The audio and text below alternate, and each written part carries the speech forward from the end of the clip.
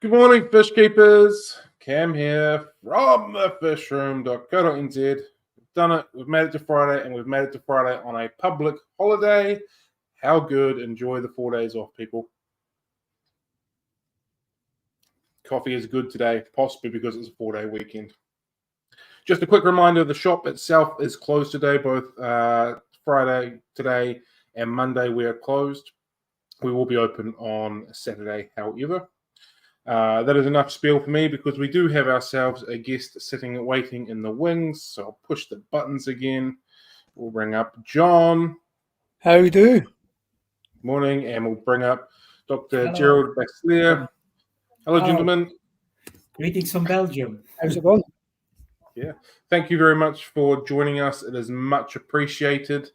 Been trying to get this going for a little while now, so I'm glad we got there in the end. So thank you very much for being on with us.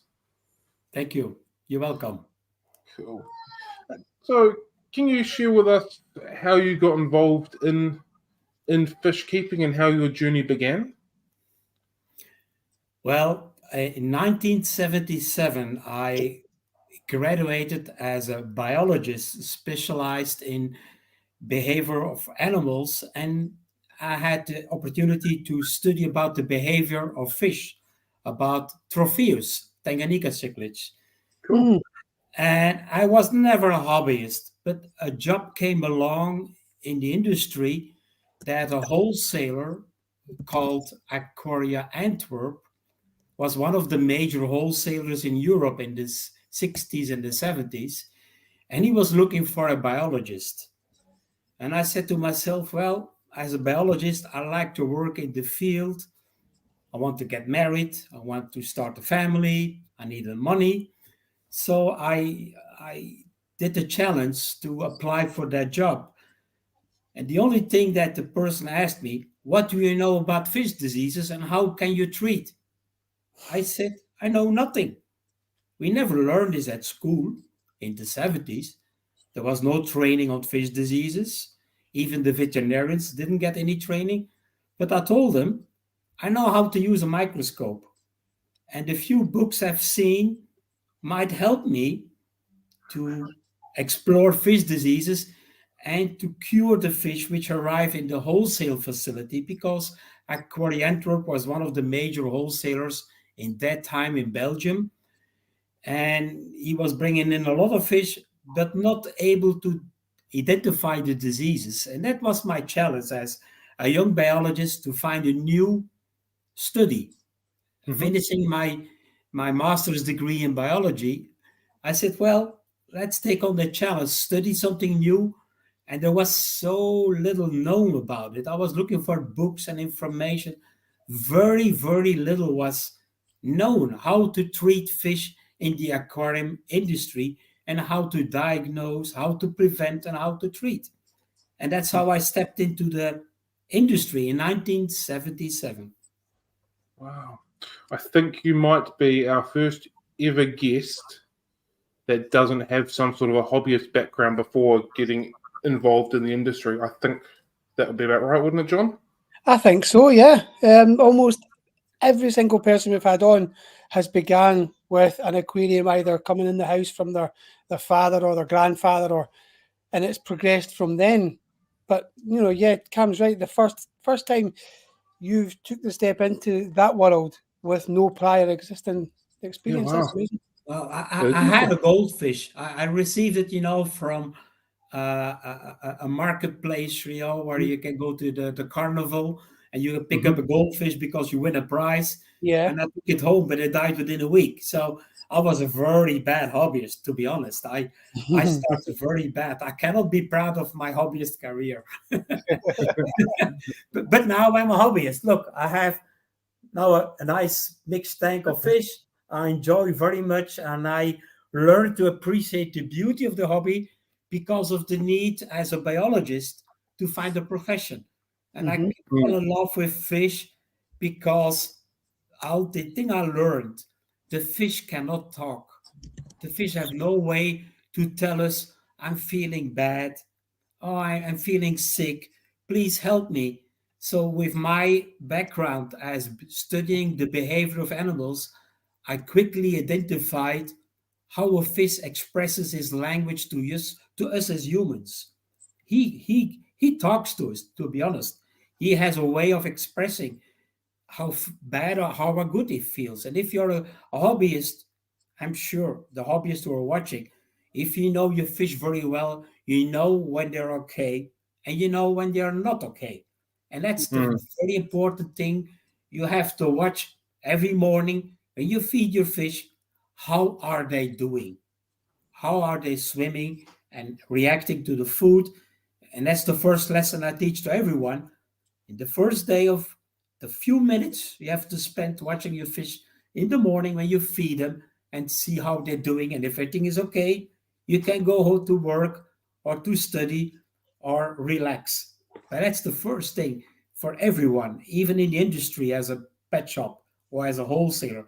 The first morning is the most important part of the day that the fish talk to you. And you have to look at them and listen to their fishy language.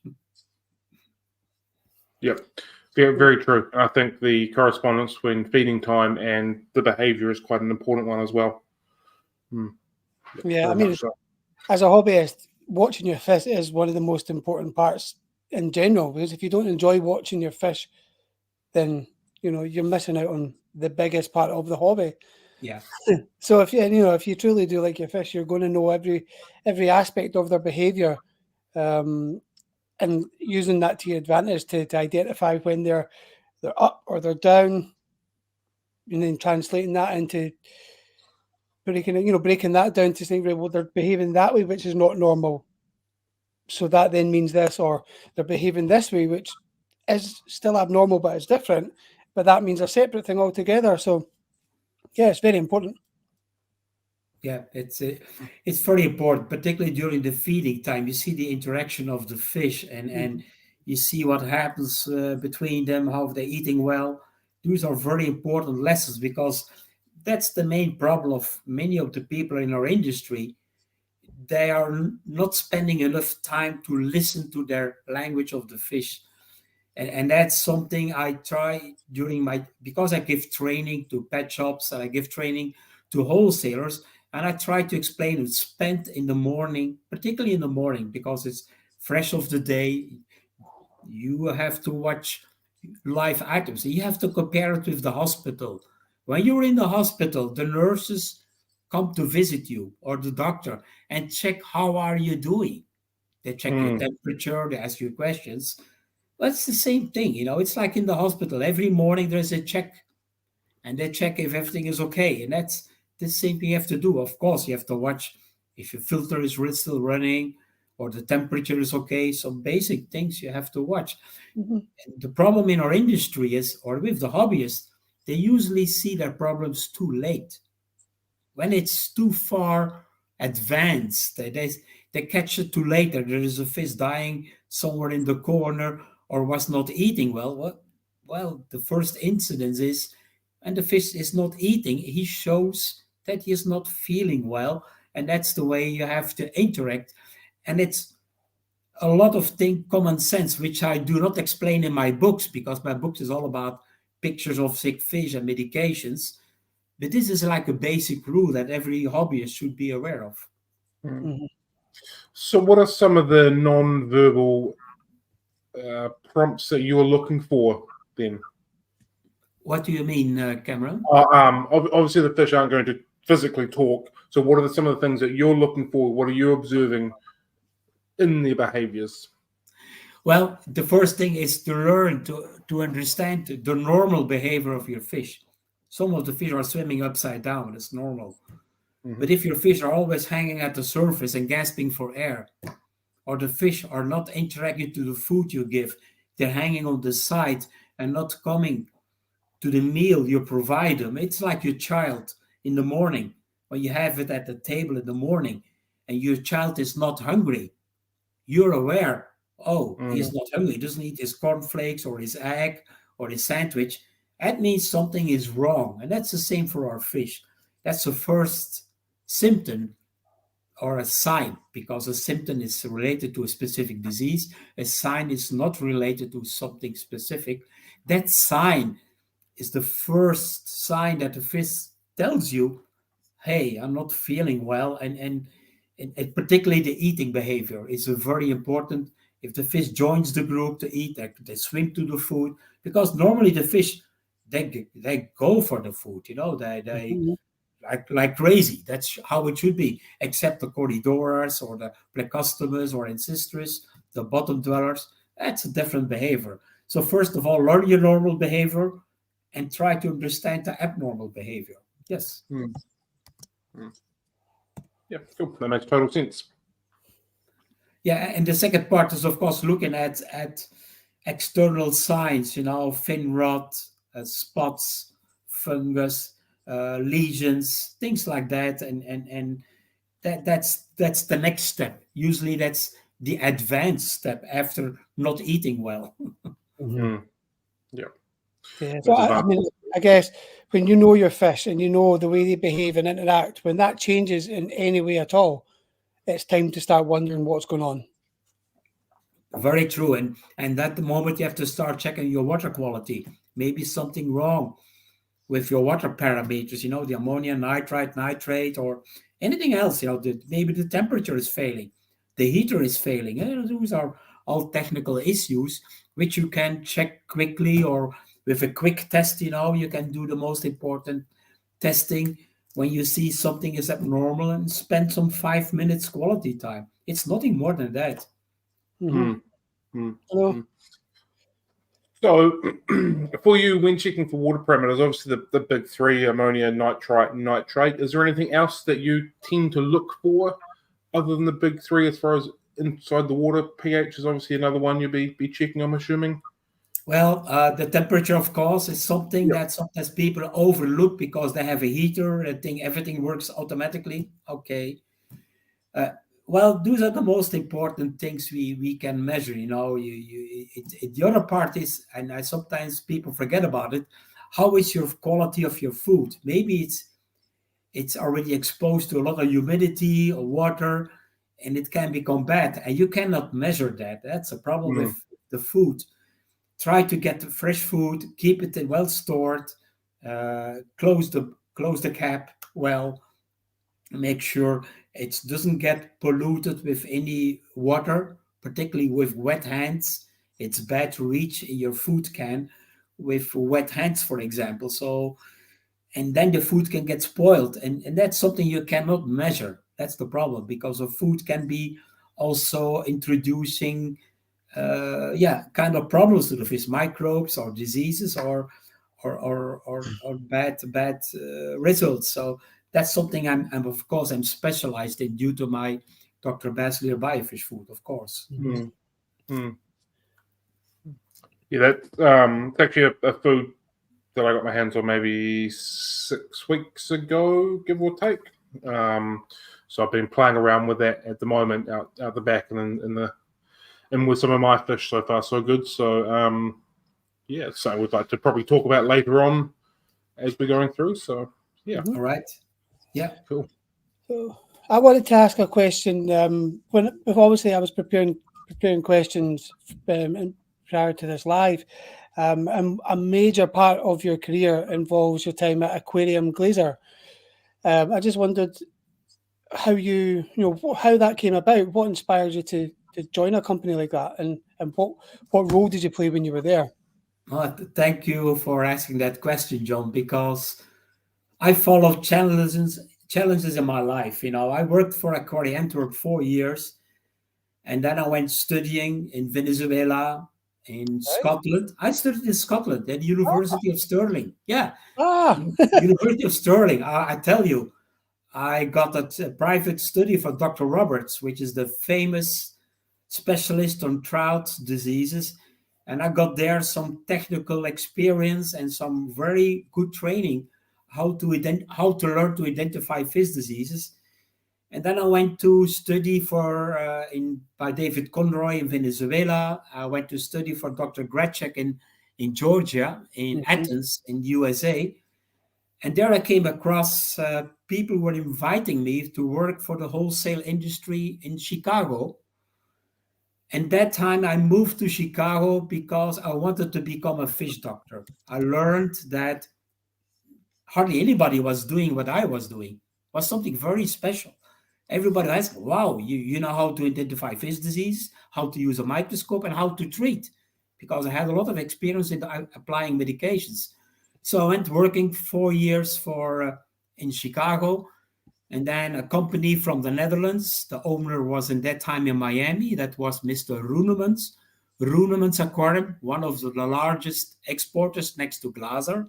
So I went 6 years to work for Roenemans Aquarium in the Netherlands. So I moved again from Chicago to the Netherlands. And then some things changed in a Roenemans Aquarium I didn't like. So I had an opportunity to work for Aquarium Glaser. Because Aquarium Glaser, well, you might know, is one of the largest traders of ornamental fish. They know where to buy, what kind of fish, and who to sell it for. And I was doing 4 years the international sales manager for Japan, China. I was trading the fish from all over the world. And with my biology background, and also I was doing some biology work in the fish house. So I did some combination work. And Glaser was a very volume distributor. Unbelievable.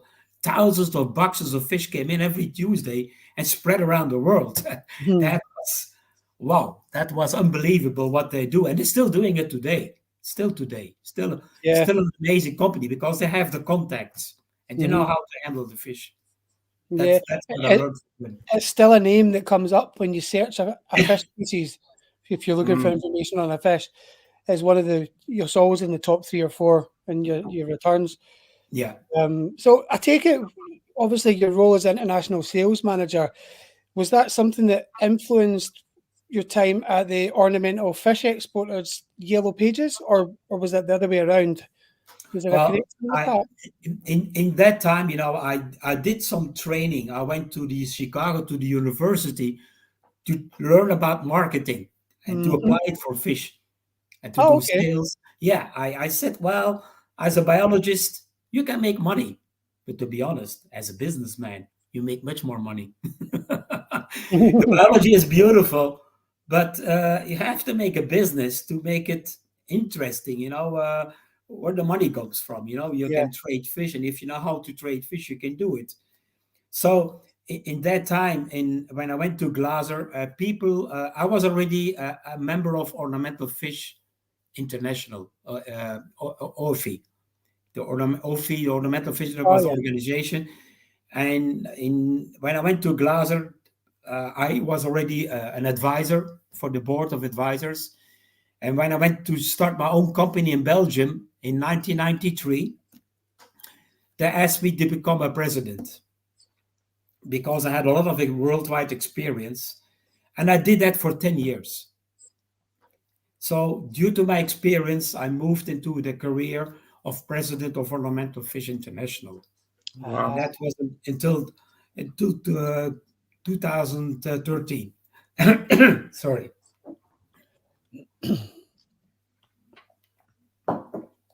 So that's about my career as international planning. Yeah. Cool. Fantastic. So what are some of the significant changes that you've observed in the fish keeping industry throughout your career? Well, thank you for asking that question. The thing what changed a lot was the internet. Yeah. How quick we can get information, how quick we can read suppliers and discuss problems. The major thing what they changed particularly was in the last couple of years, particularly, was the rise of the high cost of the freight in shipping fish. So the price of the fish really went up in comparison to the years before. Yeah, that's something that I've heard a couple of times, is just the freight charges to get fish anywhere. Obviously, water isn't light. Fish have to go in water, and that just skyrockets the export prices around the place. So, an unfortunate byproduct of it all.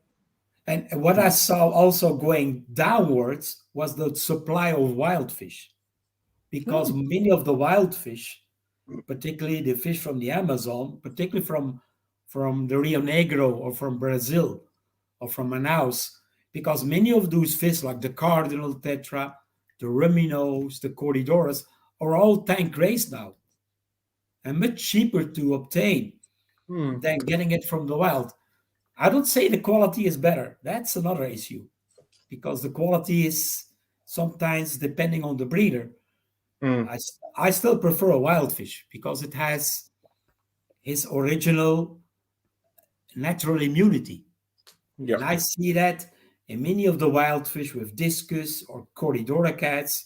That doesn't mean they're free of diseases. No, not at all.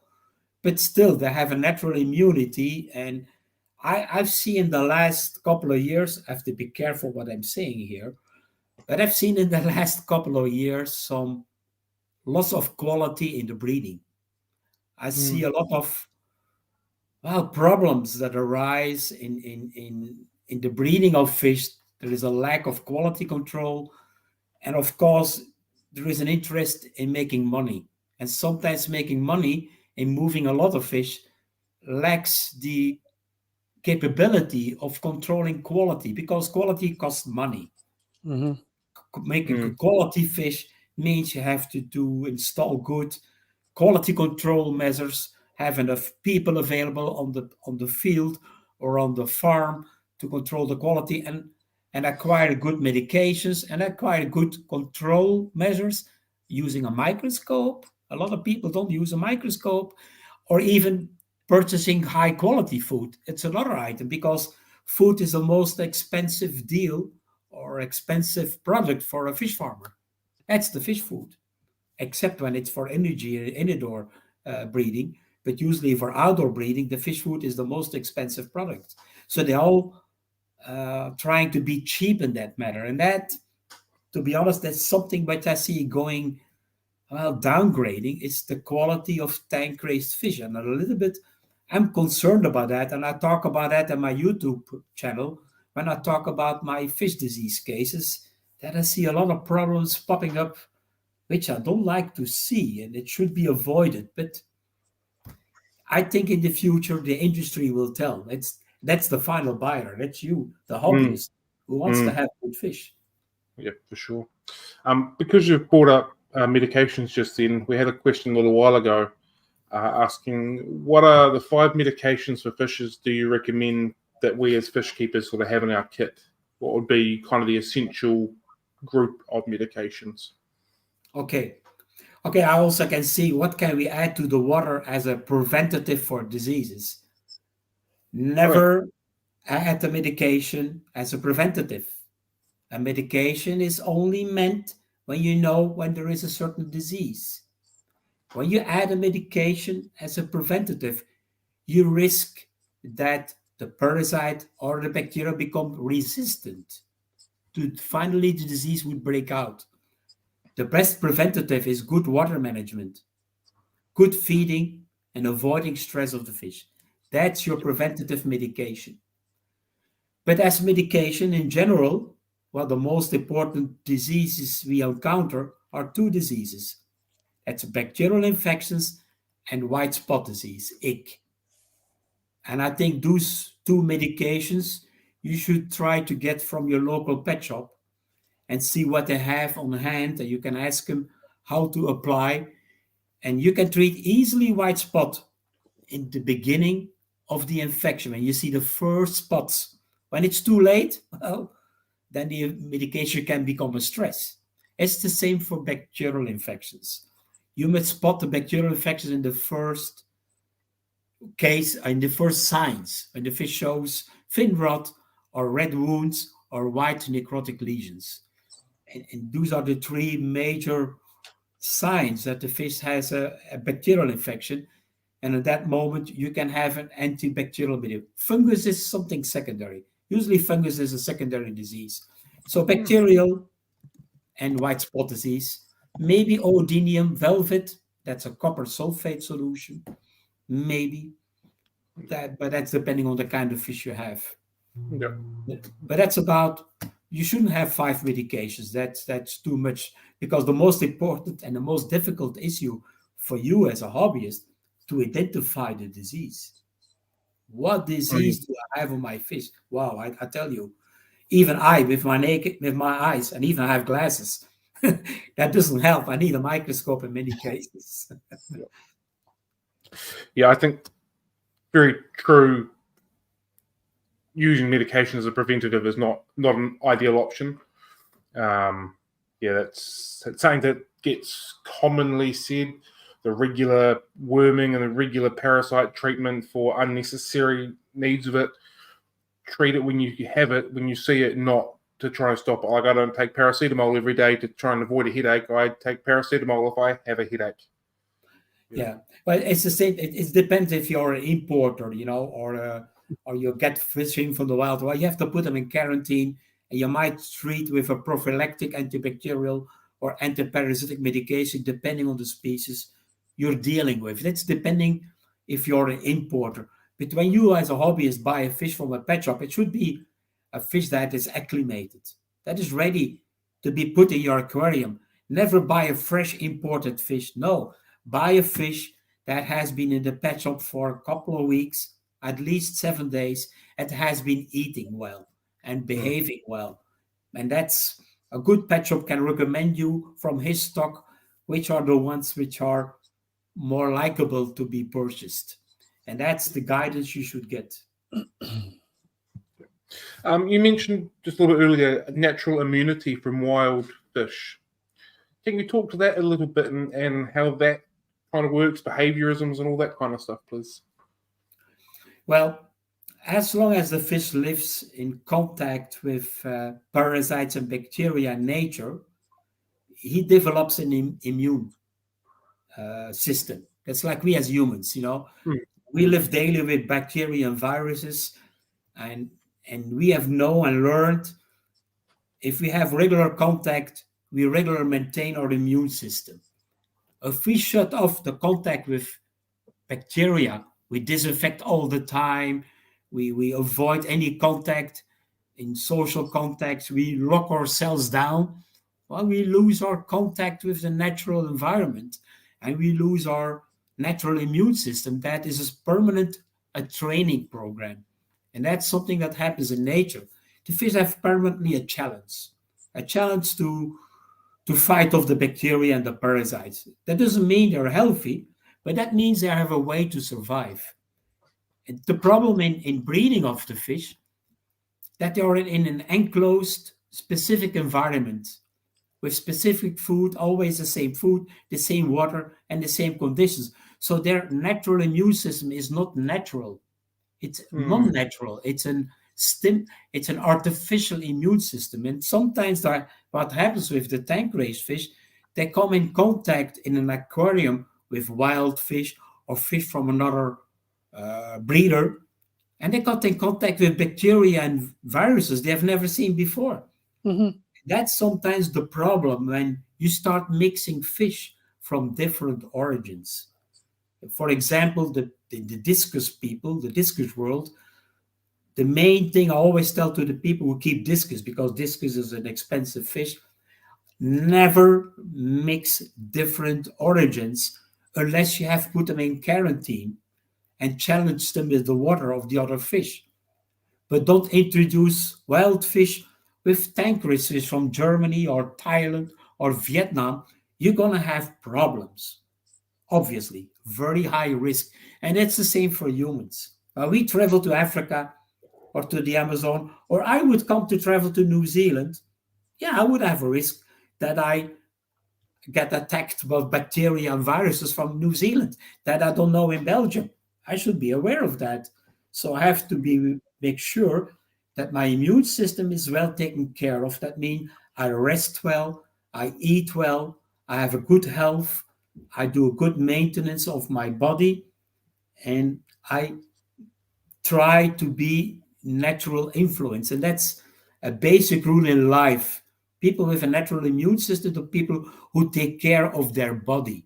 Yes. That's the same for fish. Take care of your fish, and they will have a good natural immune system. And that's with good water, good food, avoiding stress, and the fish will develop and get a good natural immune system. Absolutely. I hope that explains it in some words that I said. Do you think the the fish foods that you see nowadays with medicines built into them, like not antibiotics, but the bacteria colonies that's built into fish foods nowadays, the healthy bacteria, do you think they have a good role to play in building immune systems in that sense? Can you give an example what you mean by that, John? Cam, can you help me out? Do you mean the probiotic type range? Yeah, probiotic. That's the words. Yeah. Sorry. Yes. Probiotics, I can tell you, they are very helpful because the fish are challenged during their life with stress, transport, acclimation. And that's something I promote a lot in fish foods and also for humans, probiotics, because the gut is the most important preventative of fish diseases. Because if your gut is functioning well, it eliminates diseases, and no bacteria or viruses can go through the gut lumen to the wall of the lumen and go into your bloodstream. So it's a wall of defense. And it also has an interaction with your brain. Well, I cannot go in detail in that, but the immune system in the gut is something very important for humans. That's why a lot of young children die in Africa because they have malnutrition, bad water, because they have a bad gut flora. And a bad gut flora is diarrhea. And because of diarrhea, also with fish, happens. Fish die quickly. They get all diseases. Yeah. They get all the diseases because the gut flora is malfunctioning. And unfortunately, in our industry, a lot of people use a lot of antibiotics.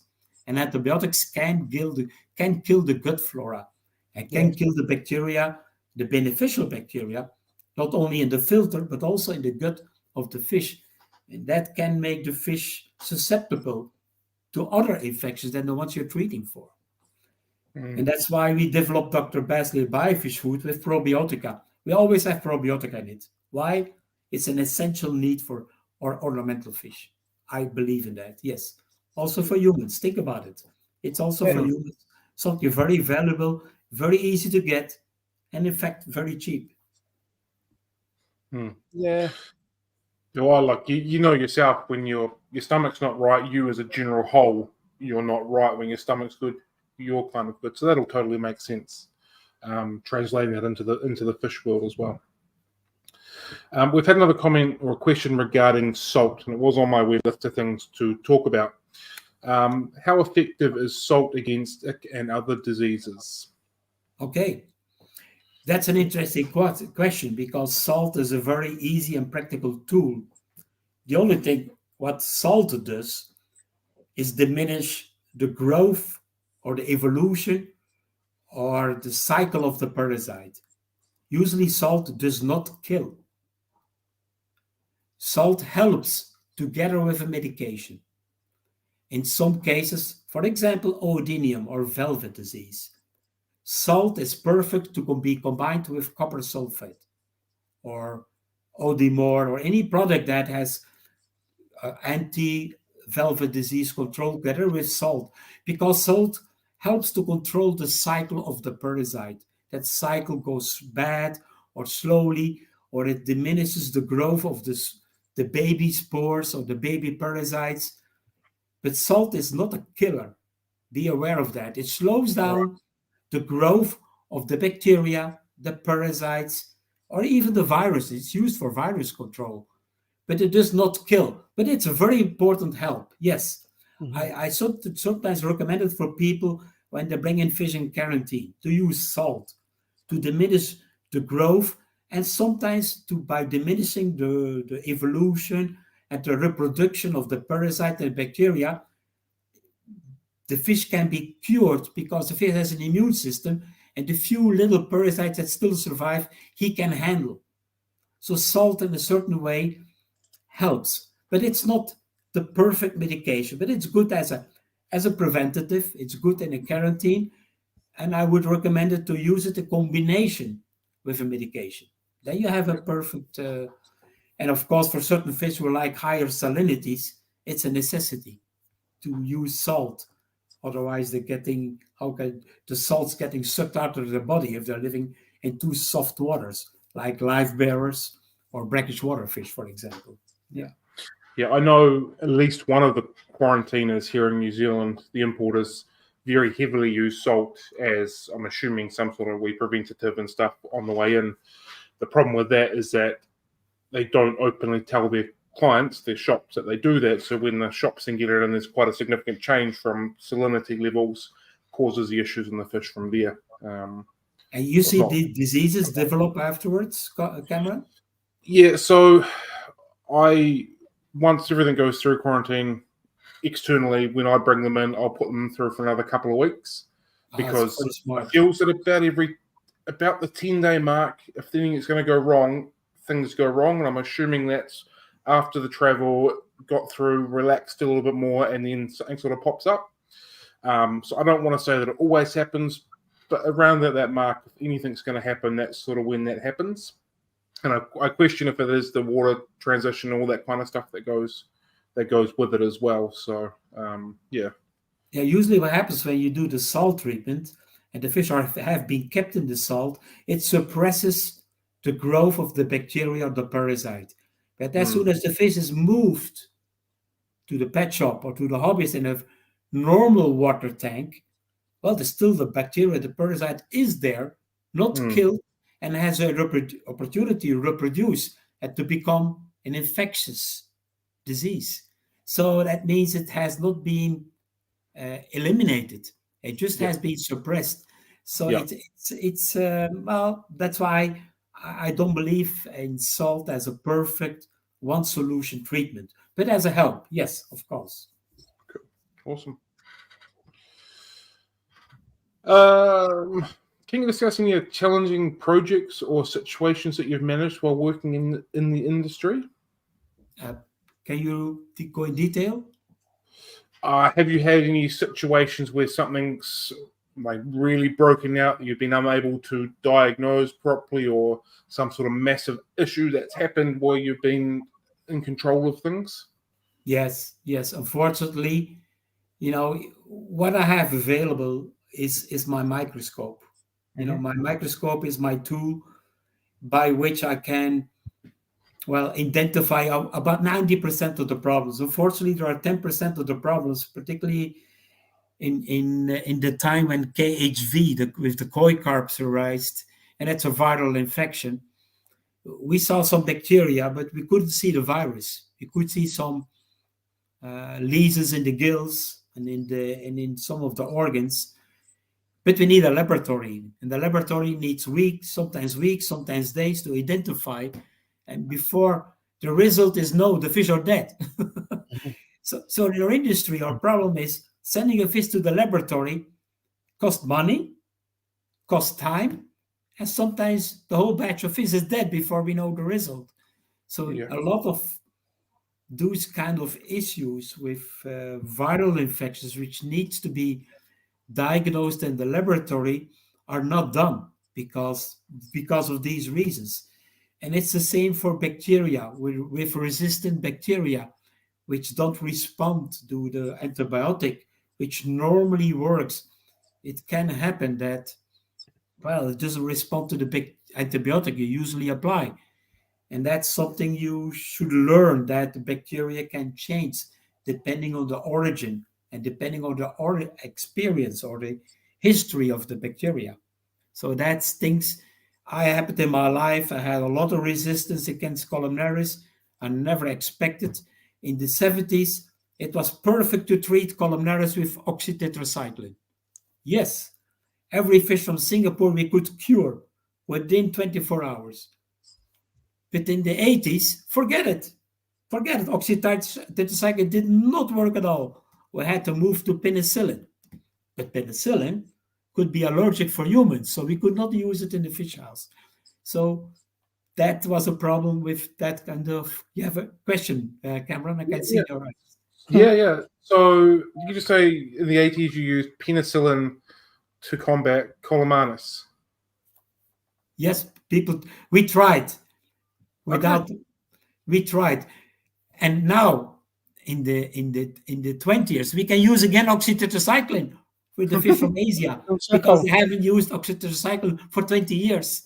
So now oxytetracycline again is something still valuable again to be used as an antibiotic for the importers, not for the pet shops. Antibiotics are not always recommended to use, except when you have a veterinarian or a fish doctor available who can really direct you in the use of antibiotics. I always try to prevent the use of antibiotics and try to challenge the fish with a functional fish food to avoid the use of medications in general, because the fish must cure itself. Of course, the bacteria can be killed by a medication, yes, but the fish must cure itself. A medication does not cure the fish.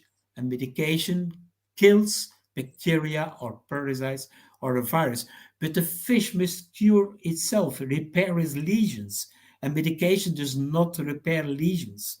That's No. the food and the good water and your good care. That's something people think, well, I put a medication in, within 2 days, the fish should be cured. Well, it can take some weeks before the fins are repaired or the wounds are repaired. That's some patience is necessary. We've been getting a lot of questions throughout the chat. So right. I'm going to try and address Lovely, some questions lovely. as well as some of what we've already got. So Rochelle's mentioned here the brand of food that she feeds is Fish Science, which has garlic and paprika as the ingredients that are said to help the immune system. I've just opened up one of your containers of food, the garlic one, this morning. Can you talk about how specific or particular ingredients can help with the immune system?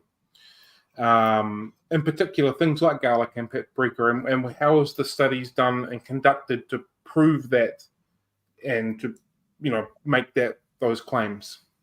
Well, as you know, that in general aquaculture has been challenged not to use antibiotics anymore, or very limited. So already for 20 years, the aquaculture is looking for other opportunities, what to use instead of an antibiotic. How can we prevent the disease, and adding something to the fish food so the fish can take up something. And one of the things was garlic. Garlic was easy available. It's known for human health. A lot of studies has been done on that. And it has been studied extensively for fish. And I can give you later on a link below at your YouTube channel on my reference studies on our fish food, where you also can find all studies about garlic used for fish. So I will give you that link, because I published that link on my website.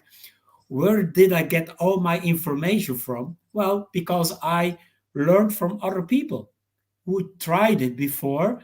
Some things I tried because I heard about it, but most of the things have been studied and challenged in aquaculture industry. To be honest, ornamental fish industry means only 1% of all aquaculture. So all the money that goes into research is going to aquaculture for food fish, trout, salmon, you call it. That's the big money. That's where the money goes, and that's where funding and money is available for, not for ornamental fish. Sorry.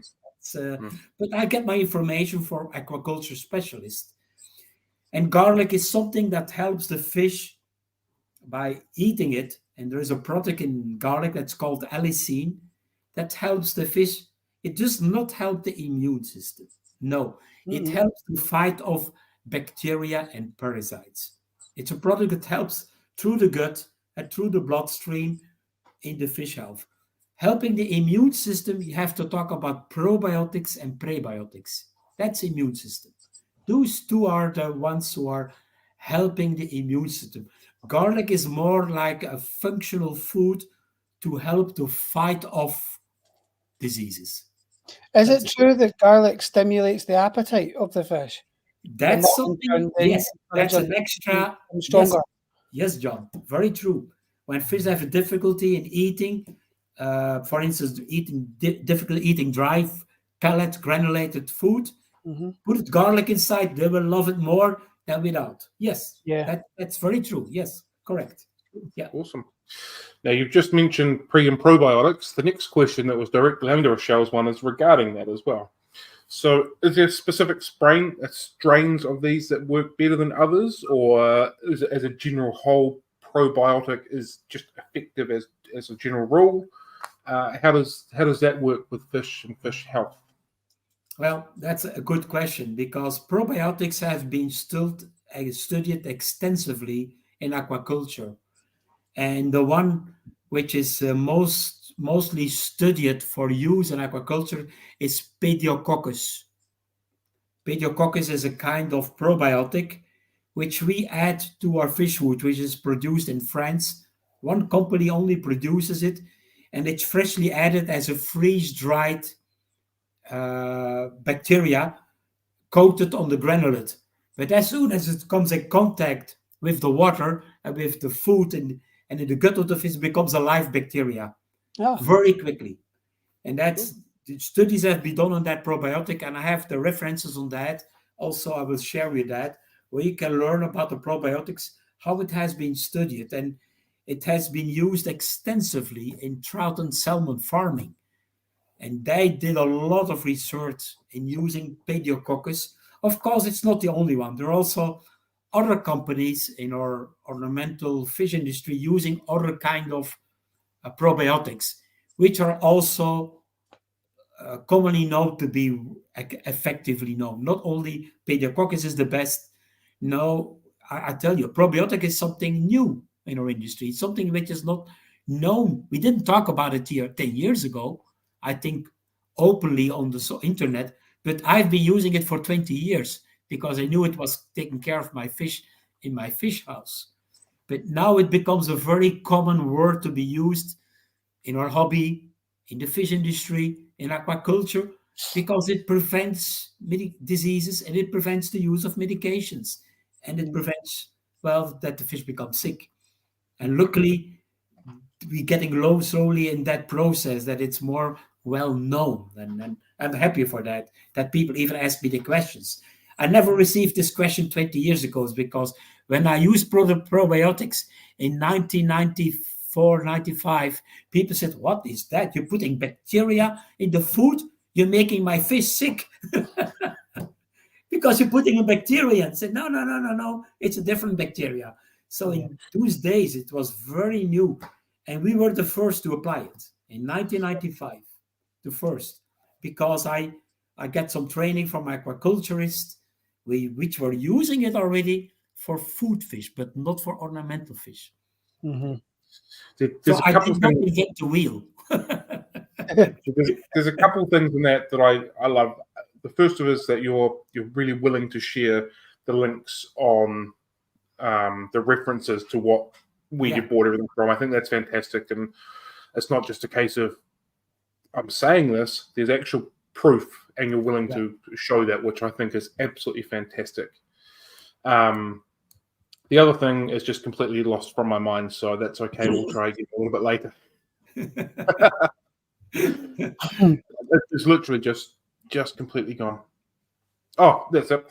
That the probiotics is coated on the pellet after the fact that it's been extruded and gone through that process, not put into it. When I first read that, I thought that's a fantastic methodology of getting it in the water, into the fish, as opposed to just in the pellet itself. You know, when the granulate or the food is produced, it's heated.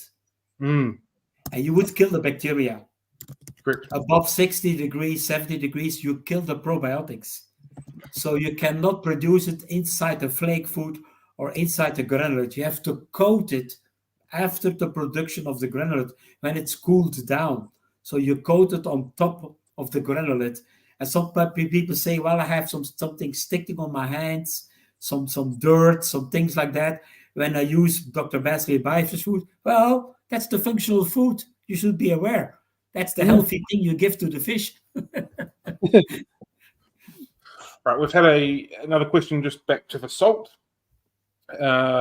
Sensitive scaleless fish, I'm thinking referring to probably loaches here, and their reaction to salt. How have you found that in the past? Is there a proper correlation to that, or is that just a wee myth that's kind of thrown in through the fish hobby?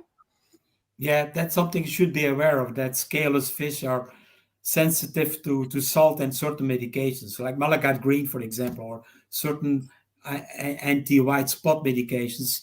The scaleless fish can be very can react very negatively on this kind of issue. So scaleless fish, you have to use lesser dosage. They still accept salt, but not the normal dosage you would provide for your goldfish or for your how can I say, for your other kind of fish, your live bearers. You cannot use 5 grams per liter. That's about the thing people use as a treatment way. I think for the scaleless fish, 2 grams, 3 grams, but it's depending on the species. You have some scaleless fish which comes from Colombia, the Arius jordani, which is a catfish. He loves salt. So some of the scaleless fish which are used to live with salt accept it more easily, depending on the history of the fish and the type of fish. So I would not generalize all the scaleless fish. So the scaleless fish, does the salt damage the slime coating on the bodies? Is that what the effect is, or is well, because the fish has a different kind of skin, the salt can have a heavier impact on it. So sometimes the fish excretes too much mucus than normally, and it can become a stressy situation, because the skin of the fish is a kind of osmotic barrier. And we adding salt to the water, it causes an osmotic pressure. The high salinity causes osmotic pressure that it can suck off fresh water or water out of the fish. So it's something you have to be aware of, that scaleless fish can be more susceptible to this osmotic pressure. Right. That's a little bit short what I would explain. And last question until we kind of filter back into where we're going a little bit. Is there any truth behind the so-called discus plague, and what exactly is it? Wow. Johan Roux. I know this man. He knows his fish. Well, thank you for that question, because the discus plague is a terrible issue for people that keep discus, because the fish become very wasted away. They become dark, have a lot of mucus, they die away. Well, the discus plague, you cannot relate it to one particular disease or one particular origin. And I can recommend, to find out about the discus plague, because the discus plague I described a lot in this book, The Discus Plague. There's a complete chapter on the discus plague, because for my opinion, it's a discus which does not recognize or has no immunity to certain bacteria or viruses from other fish. So when you mix fish with an origin from Brazil and you mix them with tankerate fish from Thailand, you will get a discus plague very easily, because you interact with diseases they've never seen before, or pathogens, I would say. Pathogens, they don't know how to react. And so far, the discus plague, for me, it started, the history of discus plague, it started with Chernobyl. We know the explosion of the nuclear reactor, and we have seen discus plague evolving on the planet from Europe to America, depending on the cloud of radioactivity moving around. So I had a discussion with meteorologists and that was in the 1990, how can I say 90, what was the period? 1986, 87. That's when it started. That's when the discus plague, we never had it before, but that's when it started. And it seemed that something affected the immune system due to certain parameters in the air that had to do with high pressure and low pressure in the air. So as soon as we saw discus plague appearing at the end of the 80s, beginning of the 90s, when there was a very low air pressure and a lot of rain coming in and cloudy skies, suddenly the fish house, all the discus had discus plague, all the angelfish, all the South American cichlids, and they had no way of reacting to it. The only thing we could do is water changes, and controlling secondary bacterial infections. So I concluded in my book on that as a kind of allergic reaction, like Wow. asthma. I examined the fish and I saw asthmatic reactions in the gills, a lot of slime in the gills, on the mucus. So I saw it as an allergic reaction, maybe due to Chernobyl, maybe partly, but also due to, well, we have also in our foods world in the for humans allergic reactions which we never had before, because a lot of fish who get the discus plague are raised in non-natural systems. They lack the natural immunity. So the wild fish very easily survive discus plague because they have an ability to survive it. But the tank-raised fish very easily come down with the discus plague. So I made several videos on this issue on the discus plague in my YouTube channel, and I will share with the link for the people for discus. I know Johan Roux, who asked the question, he knows my YouTube channel. But anyway, for the people who love discus, I have a specific chapter on discus diseases. All what you can encounter, because the discus people, I tell you, most of the people watching my video channel are the discus people. Why? Because their fish cost money. A discus fish is a lot of money. And they spend time to study about it. Not the people who like guppies or neontexes, of course, but the discus people are very into social media, looking at videos and learning more, because it's discus keepers. Oh, it's an expensive hobby. Not talking about the electricity of the heating. Yeah.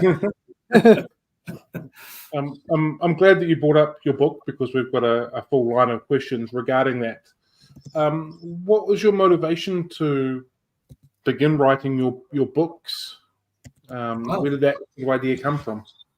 Thank you, Cameron, for that question, because in 1977, when I started to work in the ornamental fish industry, I obtained a few books which were available in German or in English, small books from professors at university. And I was working at a wholesaler, and I had to explain to my buyers, in that time, all pet shops, how to cure fish. They said, but this book doesn't help me. It's in German, or it's too little, it's not practical. So I thought to myself, well, let me write a book for the ornamental industry. And that, my first book was, the guide on fish diseases, the color guide to fish diseases, which was published in German originally. And that was meant for the pet shops. So they had a guide so they can look for the medications in an easy way and to identify the fish diseases with photographs. Let me grab the book. I see I have it here. See, this is the first book, 1980 published in German. And it was all meant to make with photographs, how to recognize fish, because there was no books existing with all the different diseases, all the different fish. And I made a lot of photographs because the people could not use a microscope. They only can use a mic, compare it with photographs and with diseases. So in that time, there was no practical book for the industry available. And then I said, well, let me gather my information. I was collecting all my disease experience on little cards. I was writing it down on cards on disease, and then I made pictures, and then I wrote a book in 2 years and published it finally in 4 languages, also in English in the 80s. So that's came up because of the demand of the industry, not a hobbyist. It was particularly meant in the beginning to train the pet shops, because if the pet shops know how to take care of fish, they can help the hobbyist. Yeah. Really. And if the pet shop does a good job, he can give a very good hobby to the hobbyist. And that's you can see that, Cameron. If you're a good hobbyist and you create a good business, I tell you, you can create good confidence with your buyers, because you know what you're talking about. And that helps your buyers, because they need to have confidence in your experience, in your work, and how you explain about fish disease, because they don't have a microscope. They don't know what medications to use. They depend on you. And that was my goal, to train pet shops, because they are the key in our industry. A good pet shop makes good business for the hobbyist, but also for the importer and the exporter. So they are the most important chain I find in our industry.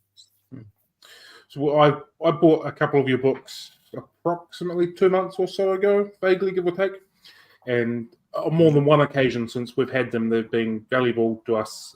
They sit right beside the counter. People have come in, started discussing it, something's going wrong. We've pulled the books out. We've looked together. We've just, with the photos, is really helpful, and just tried to get as close as we can. We've got, this is an option. Let's try this. And more than once, people come back to, yep, cool, that's worked. We're good. So the books themselves are incredibly valuable, and hopefully at some point they'll be available here in New Zealand, off the shelf sort of scenario. So yeah, they're a fantastic resource. You can get the books together with the fish food if you import in that. You can get it from Aquarium Munster.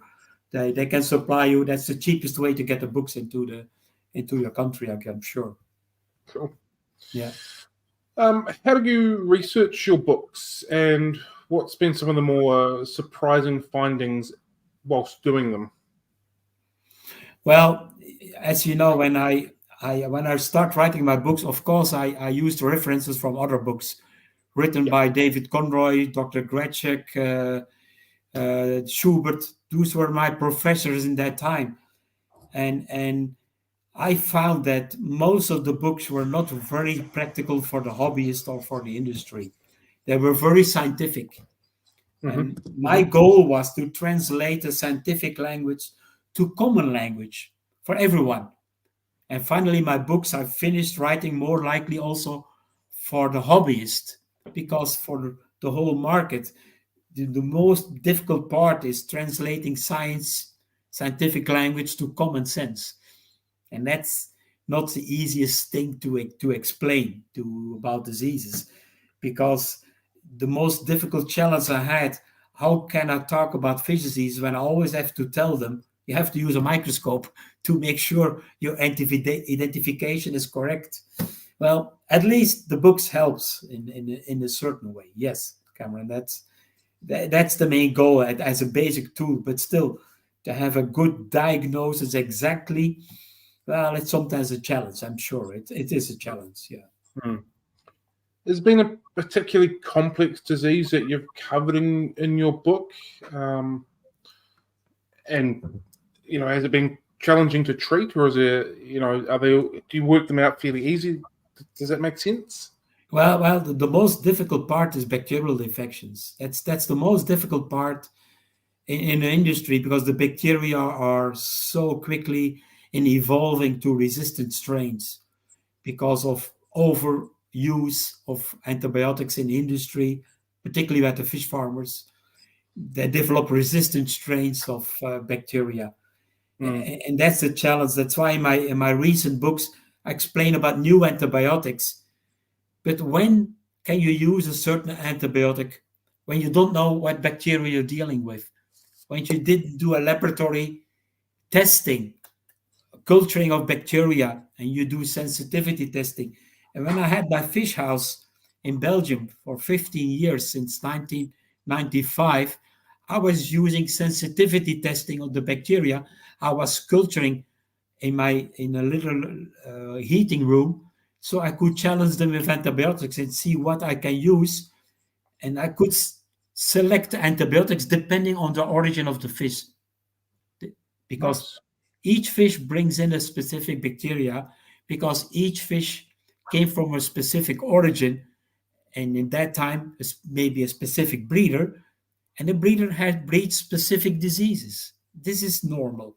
Like the wild fish brings in the diseases with them. The tank raised fish also have tank raised diseases. And as you know exactly what antibiotics is doing well, you know what to do. Maybe the coming 6 months, maybe within a year, it doesn't work anymore. Could be. But that's a permanent challenge we are facing in our industry in the use of antibiotics. And it's the same for humans. That's the problem we have as humans. The big resistance of the bacteria. We have to treat bacterial infections for humans. That's the same challenge. And I learn from there, because I also study their reports to learn how can I prevent the use of antibiotics. It's using probiotics, prebiotics, and a good fish food that helps the fish in an immune system that fights off bacterial infections. And that's something very important. It's good water, good food, avoiding stress. That's the Yeah. basic parameters because Yeah. bacterial infections is a big challenge. Yes. You've mentioned avoiding stress a couple of times now, probably more than that. How do you avoid fish stress? Well, it's try to understand what your fish can accept as Mm. parameters. That means too low temperature or too high temperature is a stress. Ammonia, nitrite, high nitrate levels is not a stress for the fish living in the aquarium, but for the new fish who arrive and never have seen a high nitrate level. pH levels. And these things you can measure. If you all keep that in regular order, has not to be perfect, but within the range of acceptance, you're doing pretty well. You you don't have to make very acid water for all the discus fish. They can easily live at a pH of 7. Mhm. It doesn't have to be 9, of course. We know that. But and it's the same thing. Stress is also it's tapping on the glass, doing water changes with too cold water or water with chlorine, drastic changes in the environment of the fish, or even drastic changes in the living room where the aquarium is standing. Mm. That can also have an impact on fish. I've seen aquaria deteriorating in where people are having parties. The party, the music, the loud, the smoke Yeah. is the fish don't like that. I tell you, that's nothing for fish. Yeah. And Very, that very stress, early in my fish keeping career, I was guilty of that. I didn't even think at the time I put my aquarium right beside my speakers, and the next morning my Akaras were not with me anymore. So I was very guilty of that very, very early in my fish keeping time. at least you have experience. That tells you a lot. What's your thoughts on chasing parameters? Like, I'm not sure if it's a global thing, but definitely in New Zealand, a lot of it is don't chase parameters, don't chase pH, just keep it stable, and fish will adapt. Where do you kind of sit on that? Well, I don't like very exact parameters like it's written in the books. The fish needs this pH, this hardness of the water or soft water. There is a general rule. It's somewhere in between. The fish are very adaptive. You'd be surprised how a fish can adapt to harder water than he's normally used to, as long as it's going smoothly, not too Mhm. drastically and quickly. So, particularly the most important thing is ask your pet shop what is the kind of water he has been keeping the fish in. And that is a guidance for the hobbyist because the pet shop usually had the fish for a couple of weeks before it's been supplied to the hobbyist. And the fish is accustomed to that water. And usually the pet shop usually keep the fish in tap water, most of the cases. I don't know, you, Cameron, what kind of water do you keep your fish in? For the best part, tap water. Yeah. Well, Yeah. your customers most likely are in your region and have Correct. most likely the same tap water. Yeah. So usually don't change it. That's the water the fish are used to. It only becomes a problem when people come from a long distance and have a complete different tap water, very soft, very acid. And then they put the fish in there like a cardinal tetra, and they say, "Oh, my fish are dying. I just bought them for you." Ah, yes, because I had them in regular water. I didn't have them in acid soft water. You changed it too quickly, too drastically. So they always should ask the pet shop, what kind of water are they in? And usually, I think you publish the kind of water in your store the fish are being kept in. I think usually it's advised or it's published, isn't it? I think so. It's good. Well, I definitely don't. I don't think I have walked into any shops in New Zealand that do that. Because some people keep like discus in soft water. That should indicate it to the tank if Yeah. they have Yeah. specific water conditions. Yeah. It's a kind of rule in Europe, advised to be doing that.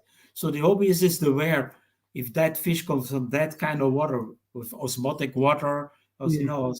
what of kind of soft water, that they are aware, okay, this fish I have to be careful with because it's adapted to a certain kind of water. Yeah. I make it very, very clear and obvious that we do use straight tap water, water in, water out sort of scenario. But yeah, I don't think it's common practice here to mention that or have that advertised what sort of water conditions the fish are being kept in. Yeah, you can put it in your store, you know, you can put it Yeah. on a piece Little of paper. This is the Yep. water I keep my fish in, and then the people are okay. Then I know Yeah. what I can expect. Yeah. It's a great idea. Yeah. Yeah. We've had another question. So people are aware of obviously bacterial and fungal infections. How common are viruses in ornamental fish? Okay. Good question. First of all, we don't know how common are viruses in fish. No, because it's lacking studies. It's lacking the money. There are viral infections of the fish. Yes. The thing is, with viral infections, it's like with humans, like with the flu or with COVID-19 recently, we can develop immunity, natural immunity. We can build up in the immune system as long as your immune system is working well. And the fish have an ability to cope with viral infections. The problem is with viral infections, when it affects the body of the fish and the health of the fish, you got secondary bacterial infections. It's like with COVID-19. People got pneumonia, got secondary bacterial infections. That killed the people, not the virus. The Yeah. virus was the starter to make the people weak. And it's the same for the fish, that you should be aware. If the fish has lacking immune system, the bacteria will get there, and then you have to treat with an antibiotic, and you can help the fish to survive. Yes. Not, you don't kill the virus. No, you didn't apply any medication for the virus. That does not, there is no medication for virus. These days, there is no medication for any virus. The only medication is the immune system of the animal. That's the only fighter. You can help the immune system. You can help that the virus does not attach to the organs or to the cells of the fish, but you cannot kill the virus. You can suppress it with a salt content. They do that with spring viremia in cold water fish. They use high contents of salt, and then they control the spring viremia, which is a viral infection in koi and goldfish, and that you can control with salt content, but it doesn't kill it. Be aware. As soon as the fish moves to warmer water, it can pop up again. But those are issues that you should be aware. Viruses are there, but at the end, is very little killing of fish, very little diseases. Well, we have KHV, yes. We have spring viremia, we have viral hemorrhagic septicemia in fish, but it's usually the bacteria which are killing the fish, not the virus. And if you're dealing with, as a hobbyist, and getting your fish from a pet shop, it's very rarely you will get a virus from the pet shop, except one, which is lymphocystitis, you know, the big nodules on the fish, but that you cannot cure. It goes away when the fish has a good immune system. The fish repairs itself. Usually the lymphocystitis appears after stormy weather, hurricanes, or hurricanes in the water from the ocean, in the salt water, in fresh water, because the fish have been stressed, particularly the brackish water fish. When they have been stressed too much, they're getting lymphocystitis. As soon as the stress is eliminated, the immune system is repaired, the fish can repair themselves from the lymphocystitis. There is no medication against lymphocystitis. No. Check your shelf. There is no medication. If there is a medication, it's false. It's false. It only helps the fish to recover and fight off the virus. And that's the same for humans as for mankind. I hope that explains it a little bit. Yeah. Yeah, very much so. I'm just going to assume that the answer to this question will depend on the disease. But is water temperature being raised or lowered help combat diseases within your aquarium fish? Well, I know Rochelle has very good questions. Thank you for asking that question. Because this depends on the disease. For example, bacterial infection. Never raise the temperature because most of the bacteria love tropical temperature. They grow faster, they evolve faster, they reproduce faster, and they kill much quicker your fish. So, like columnaris disease loves 25, 26 degrees Celsius. But as soon as you lower the temperature, when your fish have columnaris disease, you lower the temperature to 22, 23. The fish can accept that if you do it gradually.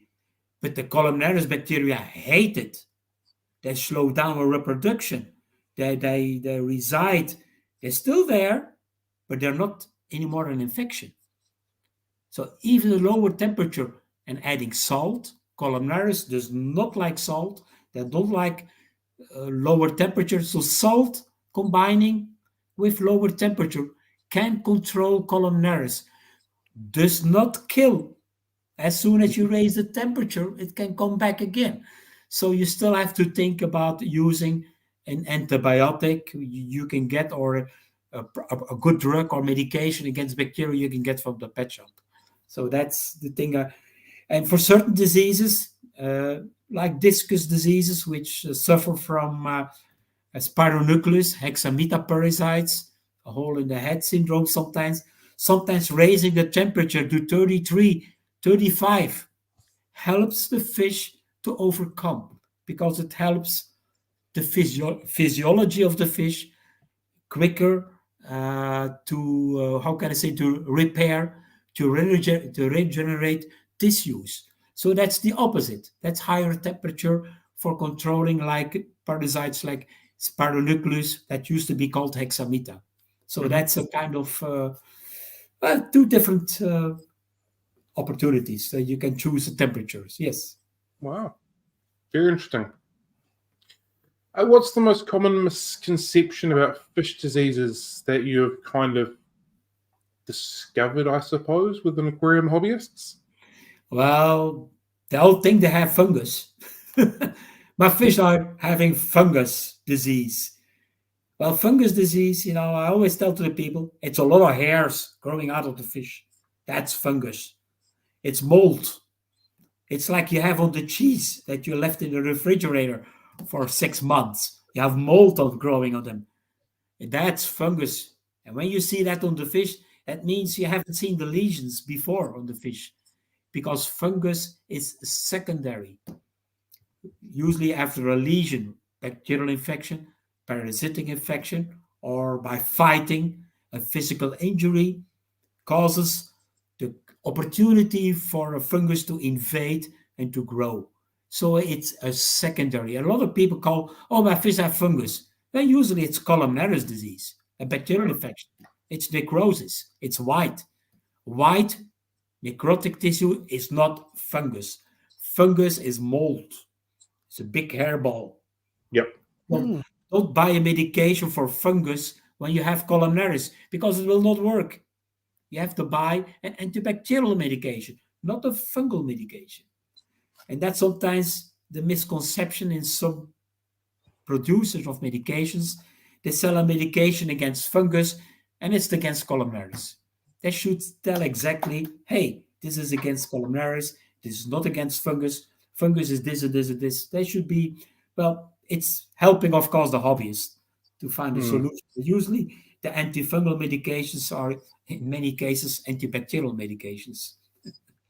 Do you think that, in my opinion, it's quite an unregulated industry when it comes to medication, and even what you put on any packaging within the aquarium industry? Do you think it's quite unregulated to the negative for hobbyists, like you were just explaining then? Well, the problem is regulations that is changing all the time, particularly in Europe. It's very tough regulations. For example, the pet shops in Belgium are not allowed to sell medications open on the shelf. They have to put it behind their counter, locked up in a cabinet.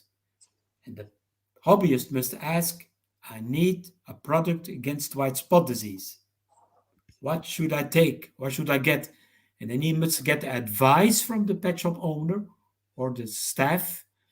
And then he can take out the medication and give it to the hobbyist with assistance and help, so that the hobbyist just not take anything for granted. He needs to get advice. And I mean, this is not bad. This is not bad at all. The problem is Europe is getting very restricted on a lot of medication. For instance, we used to have praziquantel as medication against gill flukes. It's banned from the market. It's not available for the hobbyist anymore, not even in the pet shop. It's only available on prescription from a veterinarian. And nobody goes, or very rarely, somebody goes to a veterinarian with a sick molly or a sick guppy or a sick goldfish. Yeah. Because most of the veterinarians don't know what kind of medications they can recommend.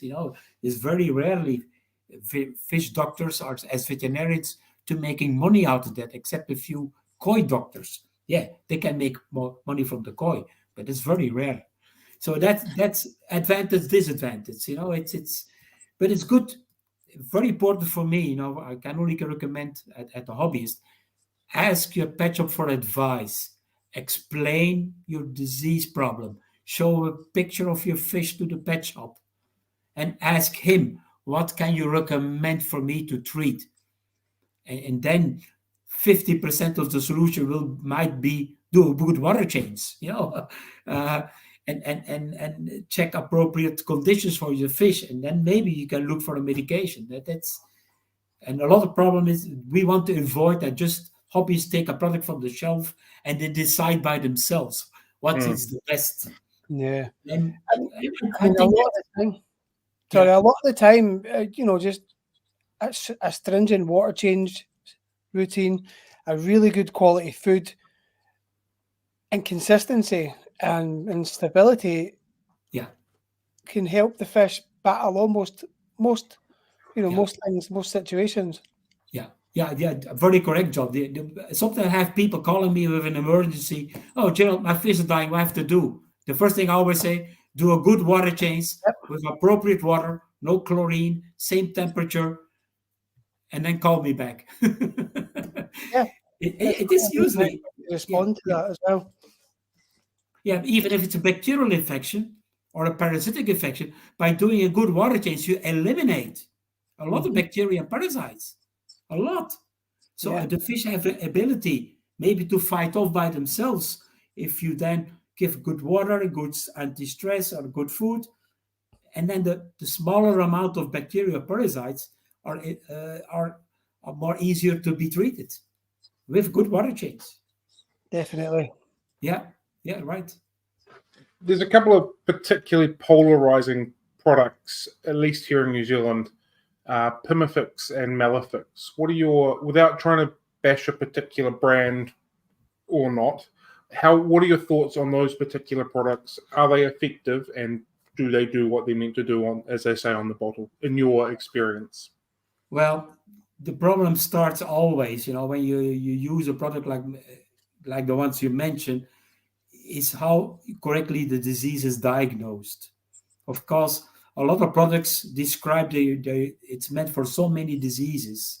And the problem is the hobbyist cannot define exactly what disease he's dealing with. So he's depending on what is written on the bottle or what that.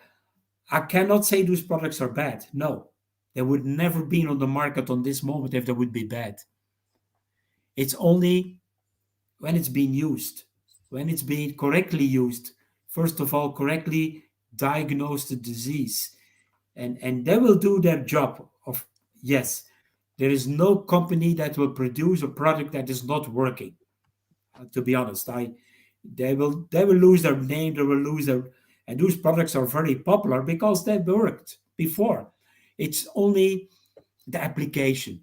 And most of the thing what I see going wrong, people don't read well the flyer or the brochure or the advice written to the bottle that don't use filtration, don't use charcoal, or do a good water change before treating. Read the manual. Read, really. Please read very carefully before administrating that medication.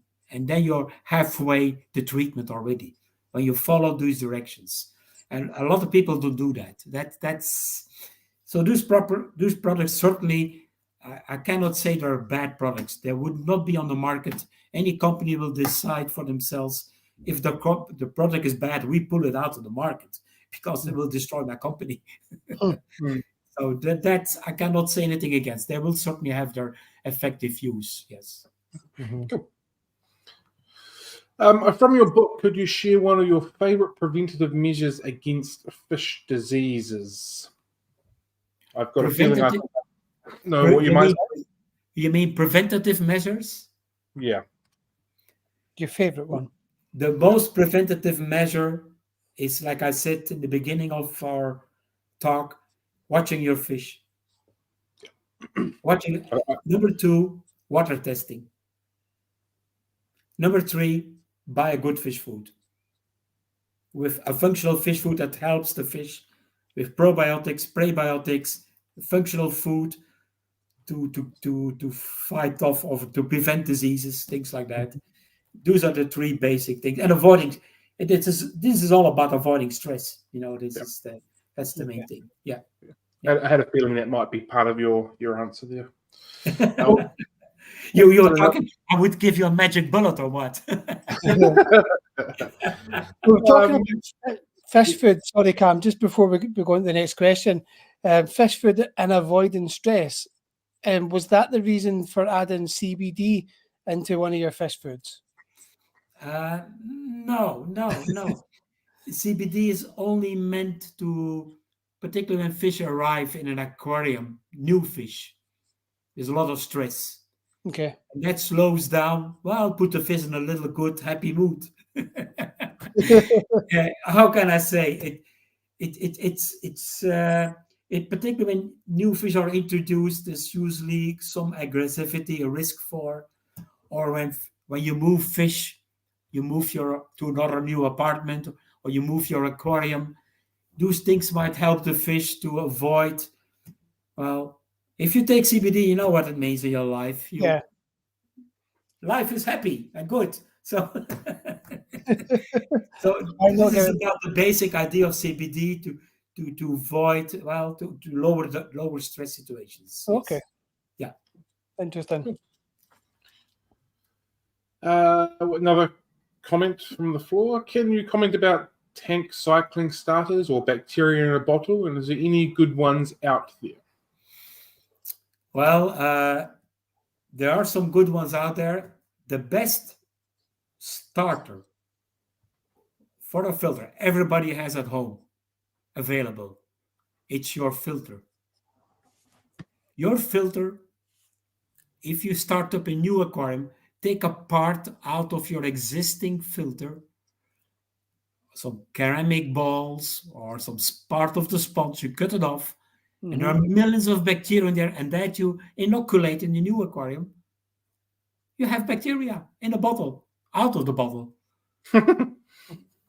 Those in the bottle, well, to be honest, I've been part of a study with Aquarium Münster. How long does bacteria live in a bottle? Maximum 6 weeks. Wow. 6 weeks without oxygen. They die within 6 weeks without food. So if you have your aquarium, you shut down the biological filtration, or you put it in a bucket, you soak it in water, if you put air in there or not air, for a couple of days, it doesn't kill the bacteria. It stays alive for 6 weeks, at least a couple of weeks. The longer you wait, the less bacteria, because there is no food, there is no oxygen. So we did a study with University of Switzerland to develop a bacteria in a bottle and a fluid, and that's Bactosprint by Aquarium Münster, which I like as one of the better ones that I know, because it's a fluid in a bottle, and in the top it is a cap with bacteria, freeze-dried. Oh. You screw open the bottle, the bacteria fall into the fluid, which is a food for the bacteria. And within a couple of minutes, you see the water boiling, changing, the bacteria come alive. You even can smell it. Wow. So you have live bacteria within minutes. You administer to the aquarium. Still, they need to grow, to settle down, takes time. But this is a way of making a live culture. The best bacteria are the ones in your aquarium. So I started my 1,000 aquaria in my fish house with one aquarium. No bottles, no products, with one biological filter which was working, and I inoculated that, embedded it in all my filters, piece by piece. Amazing. Yes. I mean, it's interesting because Cam, you done the study not that long ago about cycling aquariums, and ultimately it was the taking filter media from an existing mature tank that came out as the most reliable method, wasn't it? Yeah, absolutely. yeah. For you, Cameron, if you want to have a hobbyist who wants to have a public aquarium in his restaurant tomorrow, it has to work tomorrow. Tomorrow, all the fish in there, 1,000 liter, big business. Need it yesterday.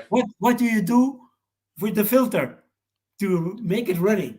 You supply Pre-cycled, ready to go. Yep. your filter from your fish house. You give him a part of your sponsors, and he will be happy. No problems, as long as you doesn't overcrowd the aquarium. Of course, And then the bacteria are not having all the stress. food. That's the magic. There's no magic around it. Bacteria are in our aquaria. Everybody has the bottle of bacteria at home, and if he buys a second aquarium, use that bacteria. Some people think, "Oh, I might transport a disease." There is hardly any disease surviving in the biological filter. They're eaten by the bacteria. They cannot survive, except some rare incidents of eggs of worms who are encapsulated. But usually they don't survive for a long time. They need a host, or even white spot disease. It's eaten by the bacteria. There's hardly any parasites surviving for a long time in the biological filter. That's not their way of surviving. Can you talk to that a little bit more? I wasn't aware that worked that way. My only main concerns about transferring one filter to another, for example, is potential disease outbreak and snails that could be moving from one tank to another, or worms and that kind of stuff. So I wasn't aware that the bacteria within the biological media would consume that. So can you talk to that a little bit, please? Well, because the biological filter contains so much bacteria, this is not the habitat for the parasite. Right. White spot needs the mucus of the fish, needs the gills of the fish. The parasites the bacteria needs the host. And the sponge biological filter is not a host.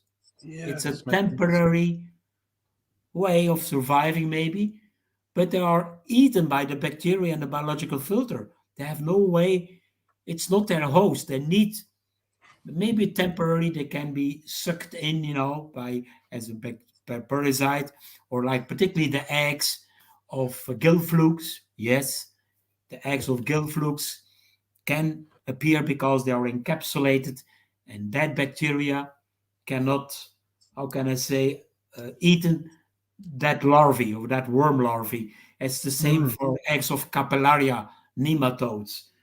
Those are the few exceptions, that's why the medications recommend to treat within 1 week again, because those larvae or those eggs can produce larvae, which you have to kill again with the new retreatment against the worms, against gill flukes, particularly gill flukes.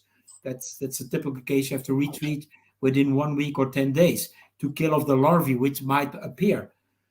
But after 3-4 weeks, they die. They have no host.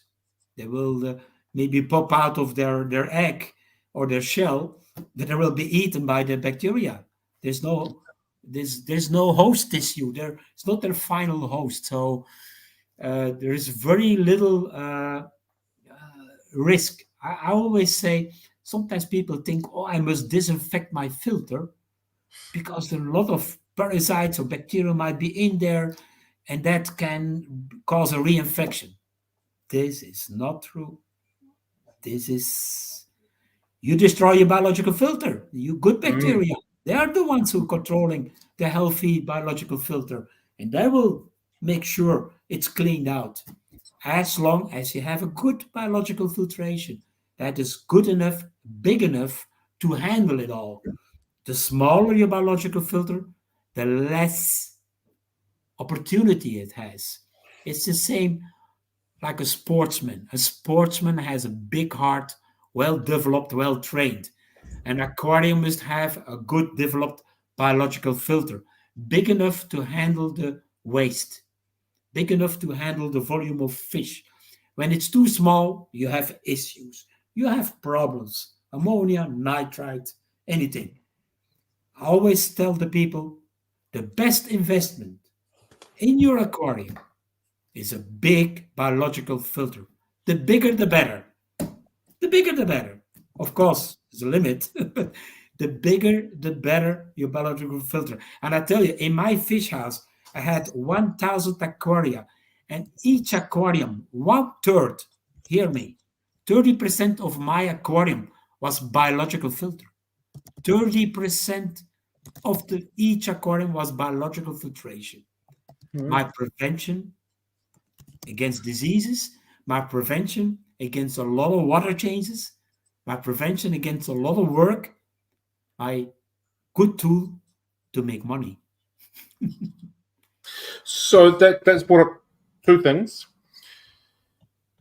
The more biological capability your filtration has, does that mean the lesser chance of having fish disease? Yes, certainly. Okay. Certainly. Certainly. Of course, there are other factors that play a role, nutrition and temperature. But anyway, the filter, the biological filter does more than eliminating waste. It controls the health of the aquarium. Yes. And the next thing that's brought up with me is whether it be a myth or a common belief that your filtration can only handle as much as your fish can produce. So one guppy with 10 kilos of biological filtration would then seem to be in excess of waste. Would that be correct in saying that, or will it just continue to colonize over everything and continue to grow with what it is, or does it need a proper element of being fed to continue to feed through? Yeah, thanks for bringing it up, Cameron, because the biological filter, the content, the bacteria only grow and colonize depending on the amount of food they get. Mm-hmm. Yeah. So if you have only 2 guppies, you will have a little amount of bacteria. Much like snails. Yeah. Very similar to snails in your gravel. Yeah. The thing is, and then people have two guppies, and they have a biological filter running for 4 or 5 weeks, and they're putting in then 5 angelfish, 20 corridoras, 30 cardinals. Whoa! I have ammonia nitrite. Yes, your biological filter does not know how to handle the waste of those 60, 70 extra fish. Mm-hmm. This has to be taught. This has to grow. Yes, John, it has to be balanced. So you have to give proper time. So I always tell the people, slowly adding fish. Let the bacteria grow with the system. So extra biological allows you to have more fish because there's more to colonize. However, there are the belief and the thought that you can over-filter your tank still is applicable because 1 guppy and 10 kilos of bio is not going to colonize your bio correctly. Yeah, cool.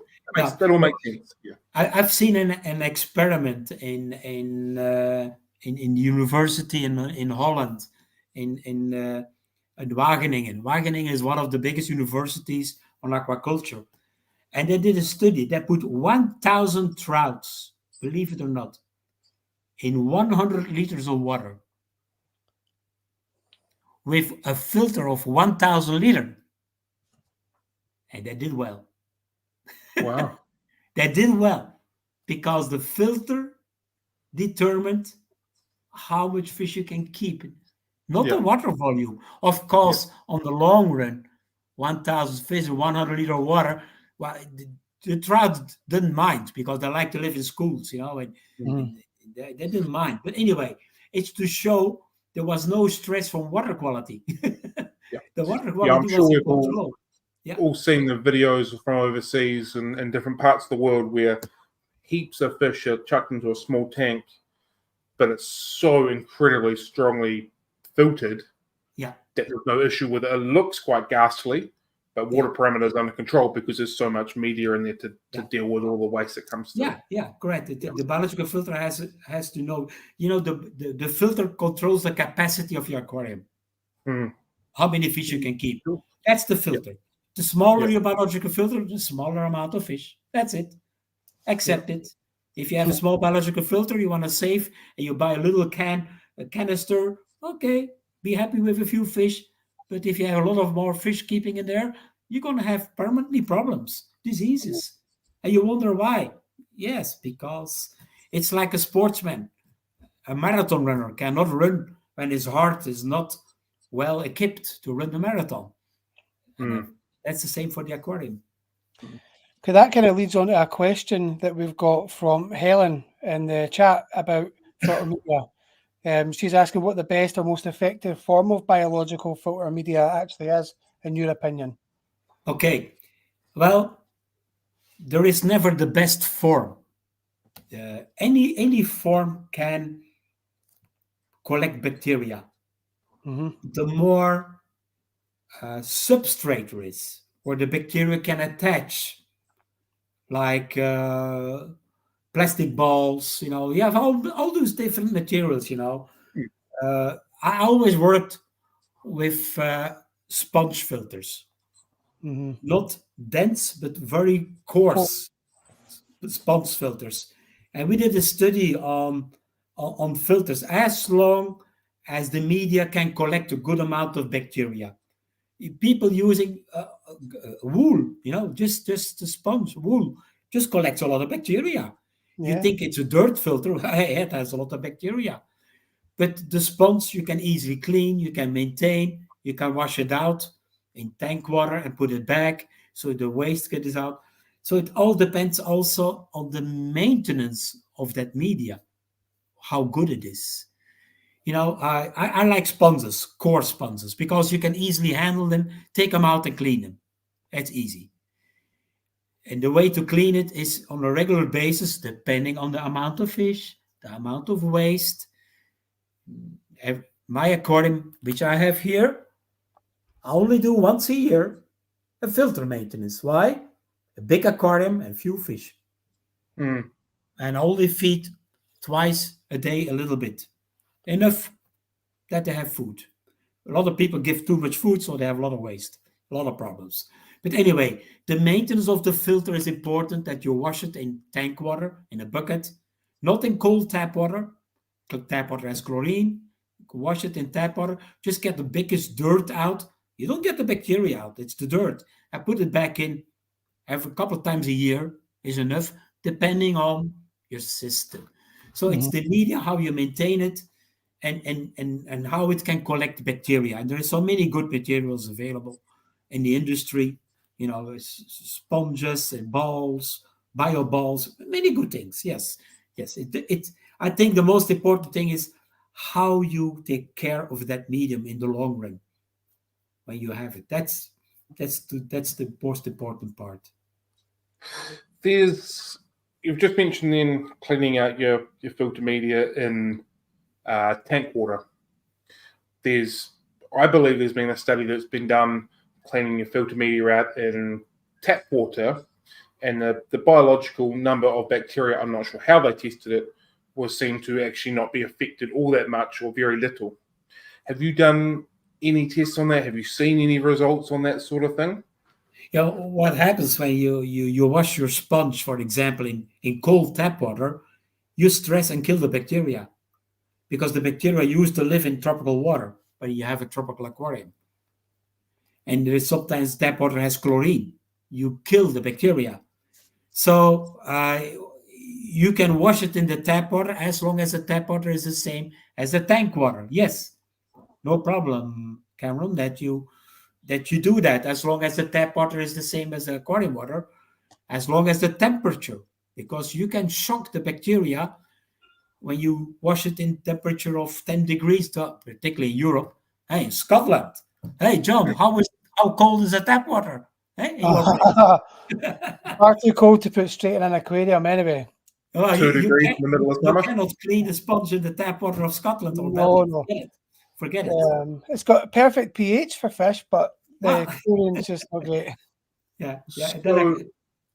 So that would be saying that if you have a goldfish tank in cold water and a tropical tank, couldn't flip them over, the sponges over, for example, and then bacteria be okay.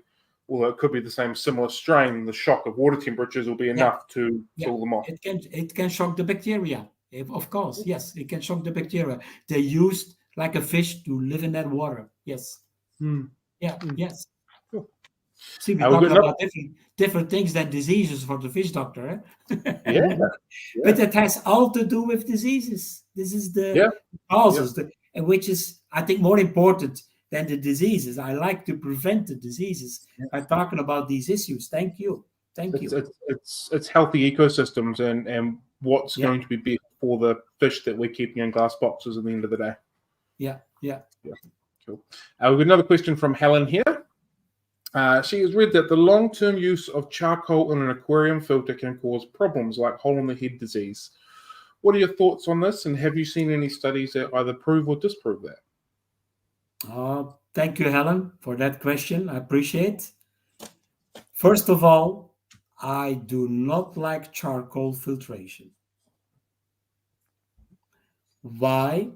It takes out minerals out of the water, and it's only good when you want to have cleaning out chemicals out of the water.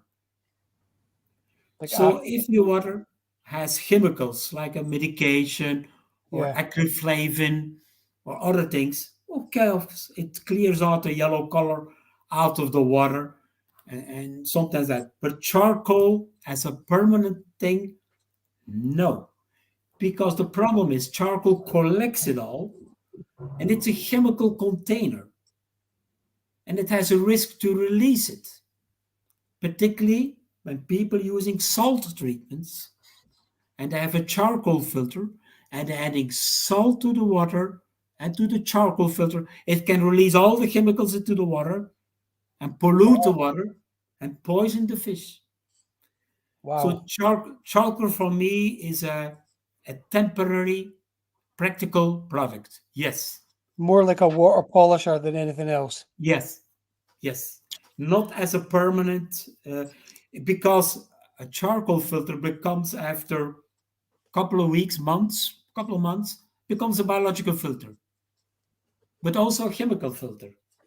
So that is something, and particularly the people are keeping marine fish, and I know Helen is keeping marine fish.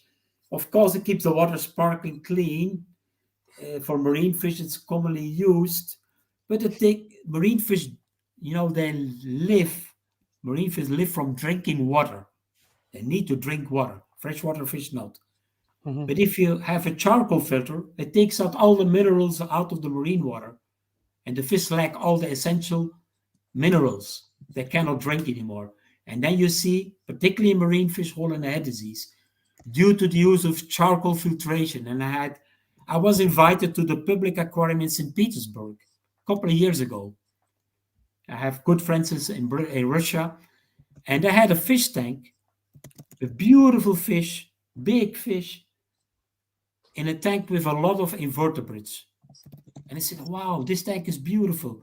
May I see the filtration? Okay, this is the filtration. He said, but we have another tank, which is not beautiful, with big fish, tanks and angels, all with hole-in-the-head disease. I say, how come? Let me see the filtration.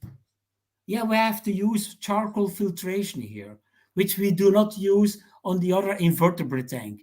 Say, well, here you have an exact example what the charcoal is doing to your fish. Take it out and put your fish to repair the holes in the head. Of course, there were scar lesions. It was too far gone. But that was for me a big example how what charcoal could do on a big level in a giant. I tell you, St. Petersburg has one of the most beautiful public aquariums in the world. Love Russia has the most beautiful public aquariums in the world. I visited a lot because they invested a lot in public aquaria. Why? Because it's a cold country, it's a climate. People like to go indoors, and they invest a lot of money in there. That makes sense. And I had some friends there who sold my book in Russian language, and they were also involved in the public aquarium. So I had the chance to give lectures there, to visit there. If you go to Moscow, beautiful public aquaria, unbelievable what you see there. I tell you, things we don't see in Europe. Very hard to see, except in France. In France is one beautiful one. Yeah. So how long would you leave the charcoal in after medicating? How long will you leave it before removing it? As soon as the water is cleared, as soon as the water is free from the pollution, from the medication, cloudiness, or the yellow color, take it out. So just touching back on what you were saying before regarding that, I'm just guessing that that'll be why some of the cartridge filtrations that are full of carbons, they replace them every 6 weeks, because that's about maximum time for them, get rid of them, put new ones in.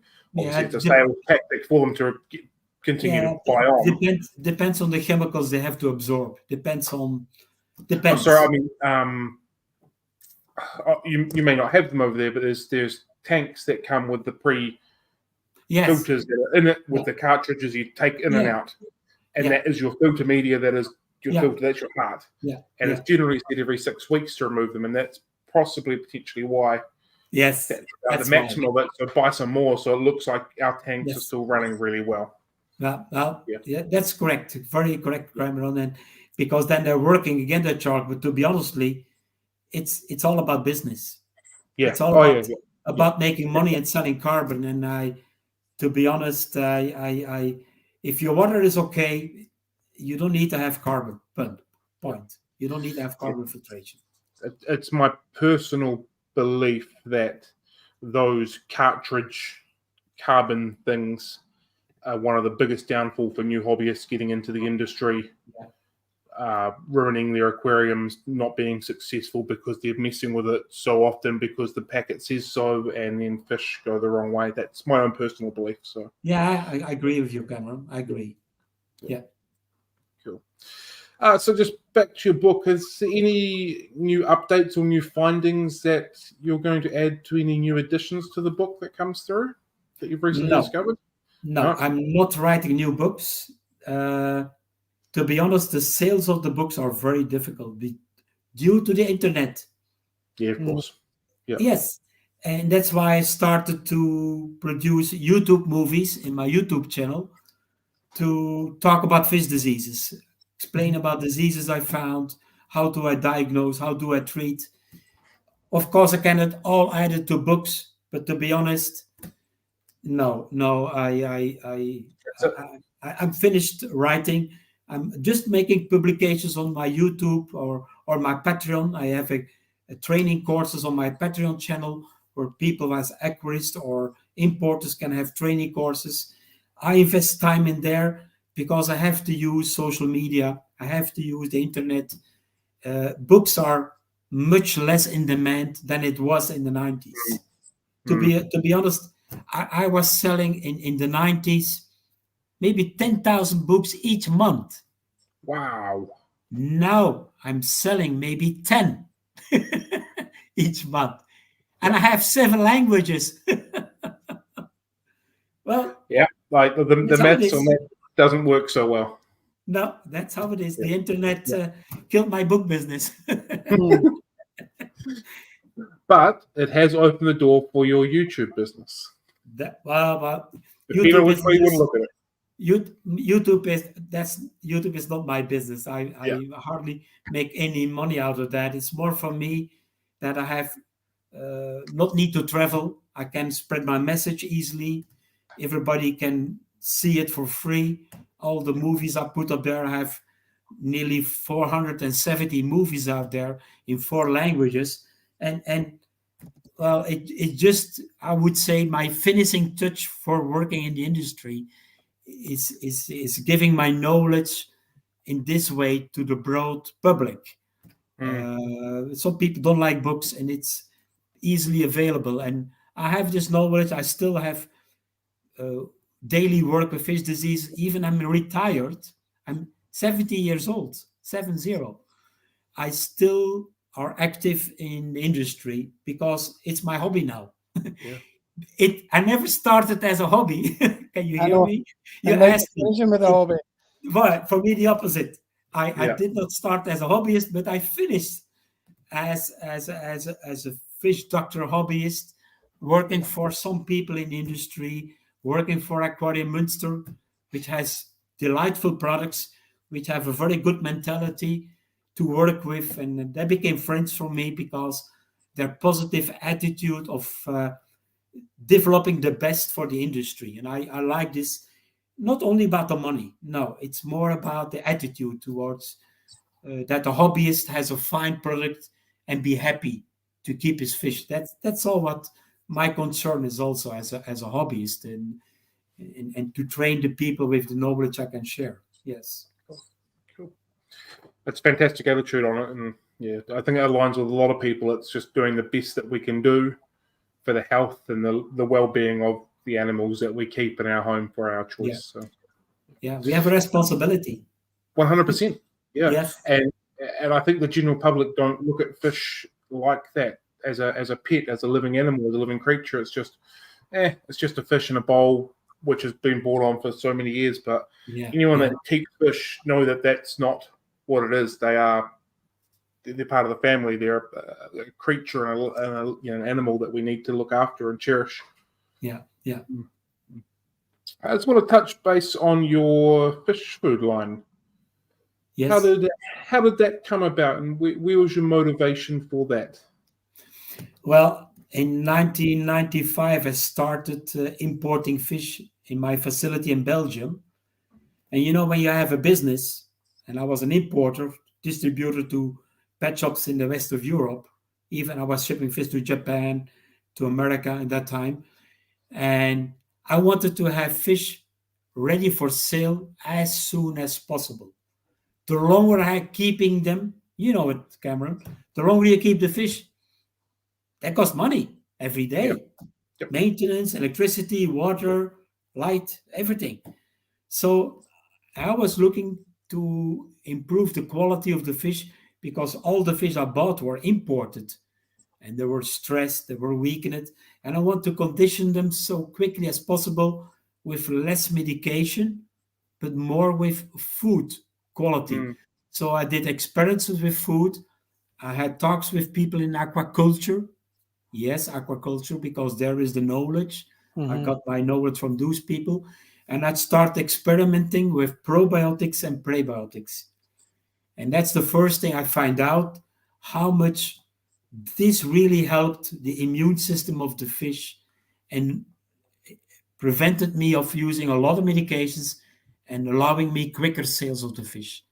And so I involved in more different kind of foods because of different issues I have to take care of in my fish house and the demands on the market for hole in the head disease or for worm infections or bacterial infections, you call it.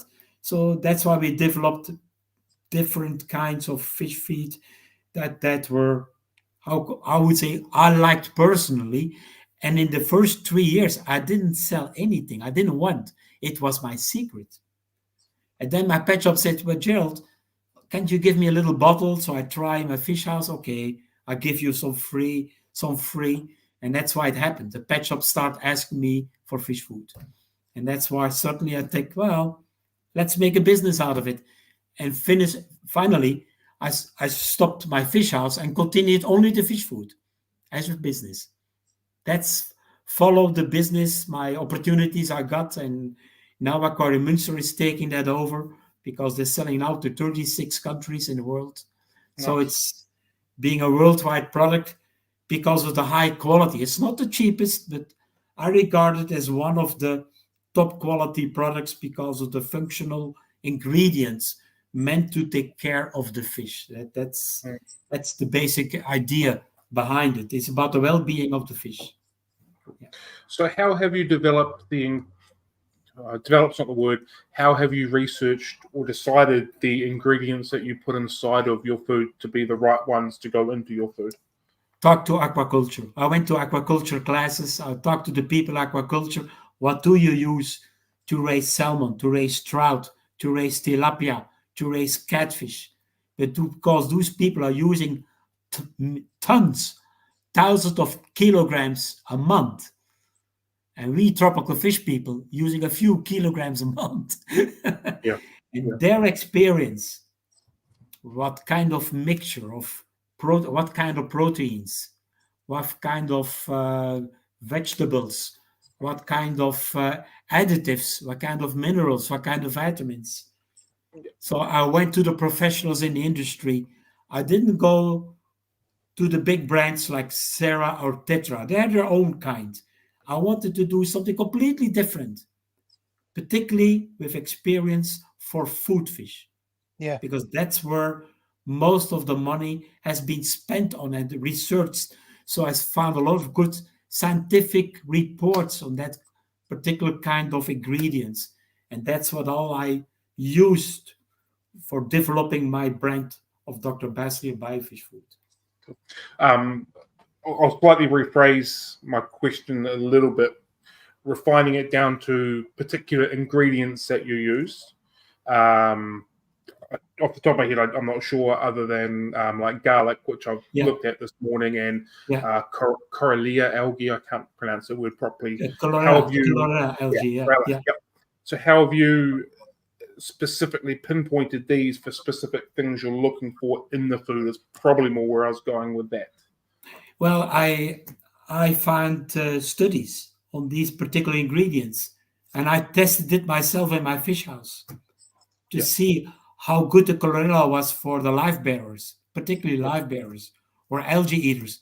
They love chlorella because it's a very good algae that is very good absorbed by the fish. No waste, it's completely 99% is absorbed, digested by the fish, no leftovers, which is very important in when you have a lot of fish in the aquarium, that you have a little waste. So we did a lot of studies in our fish house, testing and trials, which is working, how much is the percentage we use, which is better to use, not than that. So we did trials in combination with scientific studies which are done, which I will give you in my references. The studies done on chlorella, done on garlic, done on lapacho, and you call it matrine against white spot disease. I didn't discover the matrine against white spot disease. It's been developed for aquaculture against white spot disease in marine fish. Cool. So what I'm hearing a little bit is you've done a bunch of research, discovered that this can help prevent this, for example, and gone, cool, I'm going to use this in a product for this reason, or Coralella, can't say it, the algae. A huge amount of that is taken up.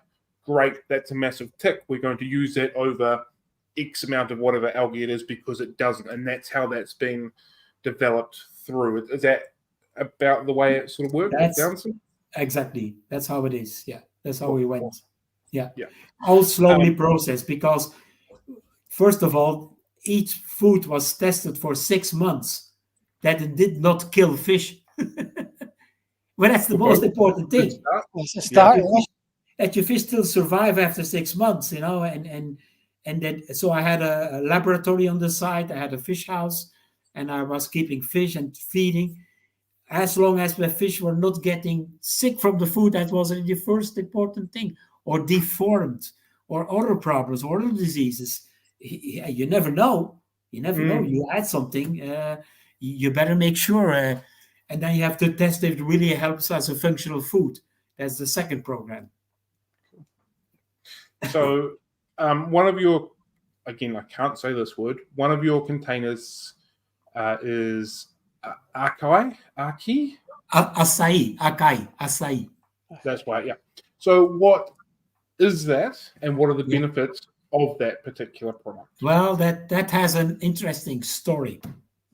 The acai is a product comes from a berry, from a palm tree in Brazil. And I did 3 trips in the Amazon, also with the University of the Amazonas, to search for fishermen, new fish areas to collect fish, to study fish in the nature.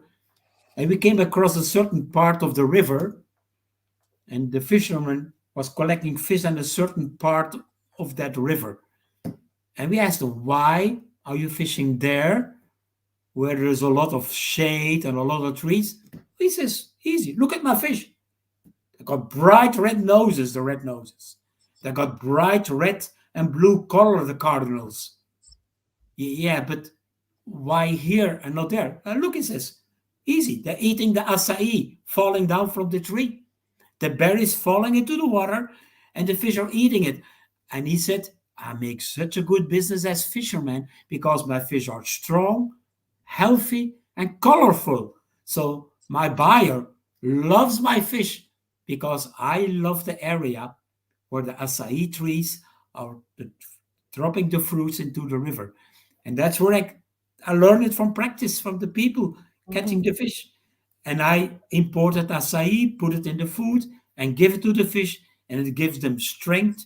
It's like a Red Bull. It's like a Red Bull activity. And it's very, we don't see it much in Europe or in Asia, but acai is a very popular product in Brazil. It's sold in ice creams. It's sold because it gives power to the people, gives health.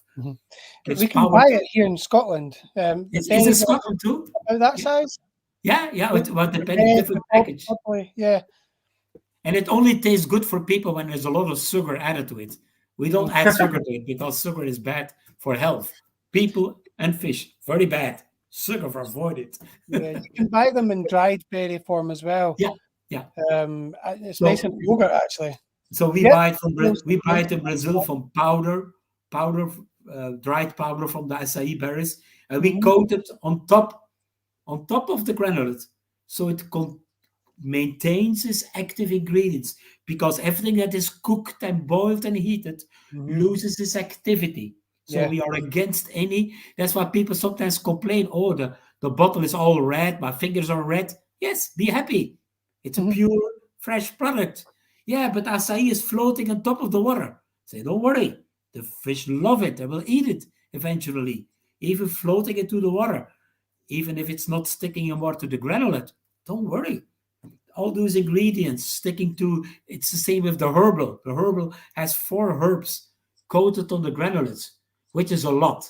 So if you put it in the water, you see a lot of herbs floating around next to the ones which are eaten by the fish. But the fish still eating it because the fish love to eat all day round. All day round they're eating and nibbling. That's all they do. What else can they do except mating or chasing each other or stressing or hiding? But then most of the fish all the day they do is eating, like a horse or a cow or a sheep. That's all they do. And that's why we don't mind that the ingredients are coated on the granulates, because it's floating into the water and fish love it. They have fun out of it. Something that I took from that, which I absolutely love, is you've added an ingredient that is consumed in the wild for these fish. I'm massive on foods that include insect larvae or insects in it for that same sort of reason. And to me, that is a huge development in the fish food game. It's not just we're throwing all of these together to make the food. It's because this is what the fish consume. This is what they need. This is going to bring out the best health, activity, and qualities from it. So that's a huge tick for me. And I think that was fantastic that was the reasoning behind that particular ingredient being in that particular product. Yeah, that's the main thing we specialized in. And that's where a little bit different than the other brands of general fish food. I don't mean the other ones are bad, but just we created a different niche with a different opportunity for the fish. So they have something like we have here, the green.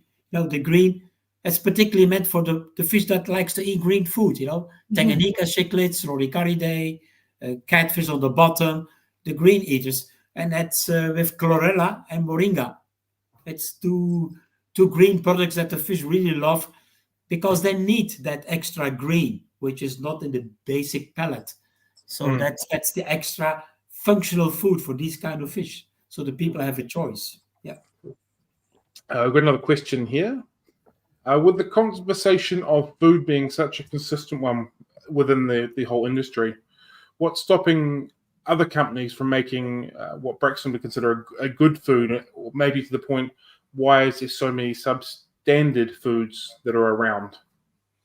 Well, it's all about the money Yeah, and marketing. yeah. You know, companies like Sarah and Tetra, I don't blame them. They have bad products, but if they don't do marketing and advertising, they have less sales. We do very little marketing, very little advertising. We use the hobbyists to talk about it. Mm-hmm. We use social media. We use different. We always say, "Let's the fish talk about it." I wish the fish could talk, and the fish be happy, because the way we make our fish food is very impractical for most of the companies, because they want to put all the ingredients in a machine, and at the end of the chain comes out the pellet or the flake. Hmm. What we do, we could produce a granulate, and then extra we add on the probiotics or the prebiotics, and then extra we add on the chlorella or the acai. It's all manual labor. It's all manual labor. And a lot of companies, well, doesn't fit in their program, in their schedule. I understand that. So we are like an artisanal product, if you know what that means. Yeah, We're, yeah. we're like an artisanal product, and we don't want to be the biggest. No, we don't want to supply everybody. We have a special niche for people who want to take care of this kind of product. And because the way we are making the product is well labor intensive, and that's why because it's needed. Otherwise you cannot put that functional food on top of it. It's like people making at home a fresh meal. A fresh meal means work. It's cutting the vegetables, it's preparing and cooking. And these days, to be honest, our society is being changed in buying at the pet store prepared food in a can or in a box or in a freezer and put it in the microwave and ready to eat. That's our problem in mankind. That's Mm. why so many people these days become sick, have immunity problems, or easily to get diseases, because it's all about the way we live. Of course, it's also exercise and anti-stress, but it's all about, we like to buy an easy food in the supermarket, easy to reach, and it's also sometimes cheaper, and Mm. particularly also cheaper in time. Well, that's why we say we went in that direction. Like, that's why we call it also biofish food, because it's bio. Can't explain different ways. Biological, because I'm a biologist, but also the way of living according to biology of life. Okay. So, can you discuss the process of the actual making of the food? Because you've said a couple times that ingredients get sprayed on after the fact. So how does that process work for making your foods and your pellets? Well, the granulates are made like any granulate is made. Mm-hmm. That's particularly granulate machinery. You're Mm-hmm. putting all the ingredients together, and at the end, it comes out, and then the granulates are made depending on the final machine to making fine pellets or small pellets. And then it's dried and temperature controlled, Yep. lower temperature, and then the coating starts in a Right. manual mixing process, a manual mixture, manual supervised. And we must supply to the food authorities samples of the food before adding the functional ingredient and after. We are Right. obliged. It's a rule, because before it's heated and free of pathogens. That's why the heating process there. And Mm. that we must collect and giving samples to the government for food safety testing. And then afterwards, we adding all the functional ingredients, where we supply samples to the food authorities but also we supply samples of the final food product where we coat in a mixing process. We use a mixture for that. We're adding on the dry acai or the dry chlorella or the probiotics bacteria. We're mixing it in a mixing system. Takes 10, 15 minutes, and then it's finished. It's coated because the pellets are a little bit humid. They're fish oil, covered by fish oil, and that attaches the functional food we're adding onto it, or the functional ingredients we're adding onto it. And that's the final product. And then it goes into the bags, and then it goes to the production of the food cans. Finally, that's how it comes to the market. Cans with a protection against UV, against heat, well, not against heat, particularly against humidity. You have to keep it against humidity and against the sun. Sunlight and humidity destroys this product within a couple of weeks. Wow. That's why we keep it closed. Temperature also can lower the ingredients, but it can be kept for 2 years closed. And you can feed it for 6 months easily, as long as you don't make it wet or leave the can open in humidity. That's all we expect. Yes. So we ask the people better to buy smaller cans, so you feed it within 6 weeks or 12 weeks, or for the people who have big aquariums or the wholesalers or pet shops using bigger cans of 1 liter cans, 600 grams. Yeah. So, like I said, I've been trialing now for a month, 6 weeks, or something along those lines. A couple of things that has really stuck out with me is the lid is different to any other. It's not a screw cap like everything else. It's a pop, and it feels sealed when it closes back. I'm assuming that is to stop any excess anything getting in there. Yes, that idea came from particularly our biggest customer in Singapore. Yeah. He said we need really something that's really sealed, closely sealed, as nothing can go inside, and I can keep that food for 1 year on the shelf. Yeah. And that's been tested. That's really safe for 1 year on the shelf, because there's a strip you have to tie off. Yes. Yeah. Yep. Yeah. And that feels like another positive change in the way that fish food is progressing, because, like I said, when it's closed, it feels really suction tight. Nothing's getting through compared to a twist cap. The other thing I noticed, I've got the small 60-gram jars, and I think it's possibly your smallest granule, and they come with little spoons. Yeah. First open the container, I was like, man, why have I got a little spoon? And then I used it, and I thought, this is exactly why I've got a little spoon. My fingers don't go in. That's quite a small lid. My fingers aren't wet going in, but like this tiny little spoon, you flick it, and it's perfect, and it just is the right amount. The granules are tiny for small little mouths. The first time I fed it, massive ticks on both of those. I was like, wow, this is just thinking and innovation of what feels right for the animals that we are feeding. So a massive ticks for them. I really appreciated them as a hobbyist using them. They were good. Yeah. That question came from hobbyists for a spoon. It was not our idea. We listened to the market. What are the demands? And they said, I don't want to use my fingers. They smell to fish food, and I want to have a dosage. This is a dosage. This is a dose, depending on the amount of fish you have and that you want to feed. So you know how many spoons you can give to your aquarium. Yes, that's correct. Yeah, that's fantastic. And like I said, the size of the granule, I'm feeding predominantly tetras, small danios, barbs, smaller fish with it. It's perfect. Like, there's no rolling it around, nothing like that. They just straight consume, straight good. So I was really impressed with those particular things. So for those of you in New Zealand, there is somebody currently trying to work on having your products imported and distributed. Hopefully that happens sometime soon.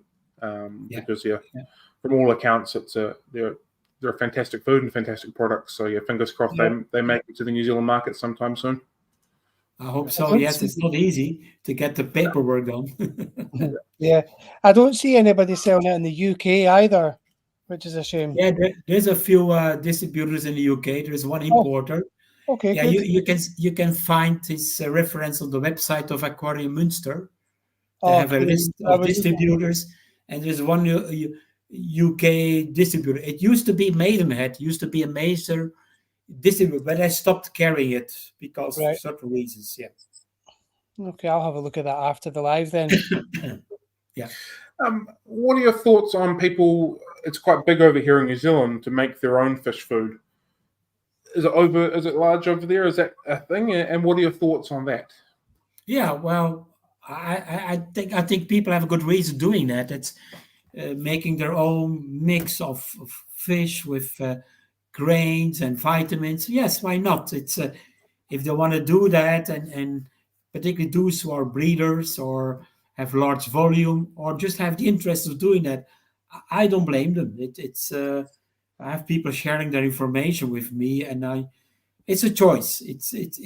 I tell you, it's not easy because then you have to store it or to freeze it and use it again. But anyway, it's a choice. But I don't know why people are putting such a lot of time and energy in it. It's just a hobby. I think these people are really advanced, exaggerating hobbyists. Yeah. Yeah, it's a choice. Yeah. Sure. What keeps you motivated and passionate about fish keeping and where you are in your career and in your time with aquariums and stuff like that? Meeting people. Meeting people? Yes, talking Yeah. like you guys. Cool. And going to meetings or have talking about it, and it became a hobby for me now, to be honest. It's because I see there is a lot of missing knowledge on fish diseases, or at least that people learn why the fish getting sick, why are the fish getting sick. And my goal is to spread as much information through my YouTube or my Facebook or my Patreon channel, to get that knowledge somewhere. When it's not in the book, it's at least somewhere there. It's like, oh yeah, I'm still like to do it because I work still together with Aquarium Münster. I will be at Interzoo within a month in Germany, the biggest trade show in the world. Yep. And I'm always there. I love it. I meet people. And the nice thing I hear that people say, "Oh, Gerald, I'm happy you spread your news. I'm happy you tell your information. I'm happy you produce this kind of food." So this return keeps me motivated to continue. Nice. I think that's the main. That's my gasoline. Mhm. My gasoline. That's my battery supplier. Yeah. Yes. Reflecting on your career, is there anything that you would have changed along the way, or you're pretty content with what you've done, what you've achieved, and where you've been? Well, I might have changed my first training, that I would have gone to aquaculture industry, Yeah. maybe when I would have known. But the reason that I worked 4 years in the United States, I worked 6 years in the Netherlands, I worked 4 years in Germany, and then I finished back in Belgium working and then studying in different countries. I don't know what I would have changed. I to be honest, I had a hard life, very difficult life as a wholesaler, importer. It was 70, 80 hours a week. You know it, Cameron. Having livestock, oh my goodness. And as an importer, fishing coming in at 2 o'clock at night from my house, you have to unpack. You cannot wait until 8 o'clock in the morning. So I tell Gotta you, be done. that was a very difficult time. It cost me a lot of my energy, and it hurt my back. But anyway, I don't think I would change anything. If I would, somebody would ask me, what would be the best challenge to go in a career like this? Start from the beginning, handle fish, feed the fish, medicate the fish, and teach yourself, learn, practice. And the best thing is learn from your experience, learn from your failures, Yes. and try to find out why you make a failure and how can you correct it. And that's how you progress in life. And I had, because I moved to so many countries, I immigrated to around, and I was 16 years out of Belgium, and I speak now 7 languages due that reason. But anyway, I No, I don't know where I would change it. Maybe some more studying when I was young, but I'm still studying now today, to be honest. Every day, 1 to 2 hours, I do literature study on the new publications. It's it becomes my hobby, Cameron. It became my hobby. Fantastic. Um, the best part about that question is you've just answered the next two questions without me having to answer them. So the next two were basically, how do you stay updated with the latest research? And obviously you're still researching and still reading. And what advice would you give someone who's aspiring to make a career? And it'd be just keep learning, keep understanding. Yes. Yeah. Yeah, that's right. Thanks a lot. Can you share a pivotal moment in your career that you think has significantly influenced your path to where you are now? Yeah. The first years when I started working as a young, fresh biologist, I knew nothing about fish, and I worked in a wholesaler of ornamental fish. It's like a hobbyist. A fish hobbyist also starts from scratch. He wants to have fish because it looks interesting. And the same for me. The job looked for me interesting as a biologist. And in those days, there was so little known about fish diseases. I got influenced as a biologist to learn more about it. And I learned that there was very little known about it. Very little. In 1977. So I talk about 47 years ago, that our industry was in a different evolution than now. And in that time, I learned. I did make so many mistakes. I'm sorry, I killed fish. Applying wrong medication, overdosing. But due to the death of those fish, a lot of saved fish are now available now. So it's experience I built up there, working the hard way, knowing nothing, and trying and studying. And those were 4 hard-working years. But those were the best. That give me the, how can I say, the tools. Where I had to go for, what directions to go, how to think about fish diseases.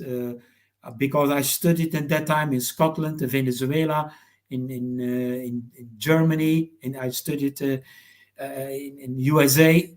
During those 4 years, I did studying, and that's all what it's about. You know nothing, and that's the time. It's like you have a fish. I want to start keeping Malawi cichlids. What do? You start studying about it. You start reading about it. You don't just buy them and put them in a tank. No. And it's the same for me. And that's what everybody can give as advice. If you want to make a challenge in your life, start studying, start reading. As you have a goal to read something, and that's in your head and in your heart, you will do it.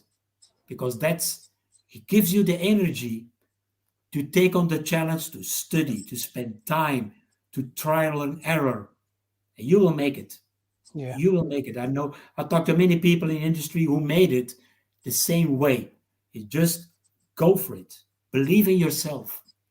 And it's by studying, trial and error, talking to people, exchanging information, and believing in your goals. And that's what I try to tell many people in the industry. Is there any specific websites or books or people that are really worth watching, listening to, reading about when it comes to investigation, trying to find information, trying to find help, that you could recommend people to visit, watch, read, listen to, or what have you? I think the first thing is going to your local pet shop. Because those normally, the good pet shops have expertise, have good staff available, and that's the ones you have to have confidence in. On the internet, I think Australia has a fish doctor, a veterinarian. I had contact with him. He has very nice videos, things like that. But for the rest on the internet, it's difficult to find good, correct information. There's a lot of, I see a lot of misinformation. People talking about in chats. There's so many Facebook groups you can join with, I see a lot of miscommunication there and wrongdoing, to be Yeah. honest. I can say, follow my channel, look what I'm doing, and see what you do, because mine is a little advanced.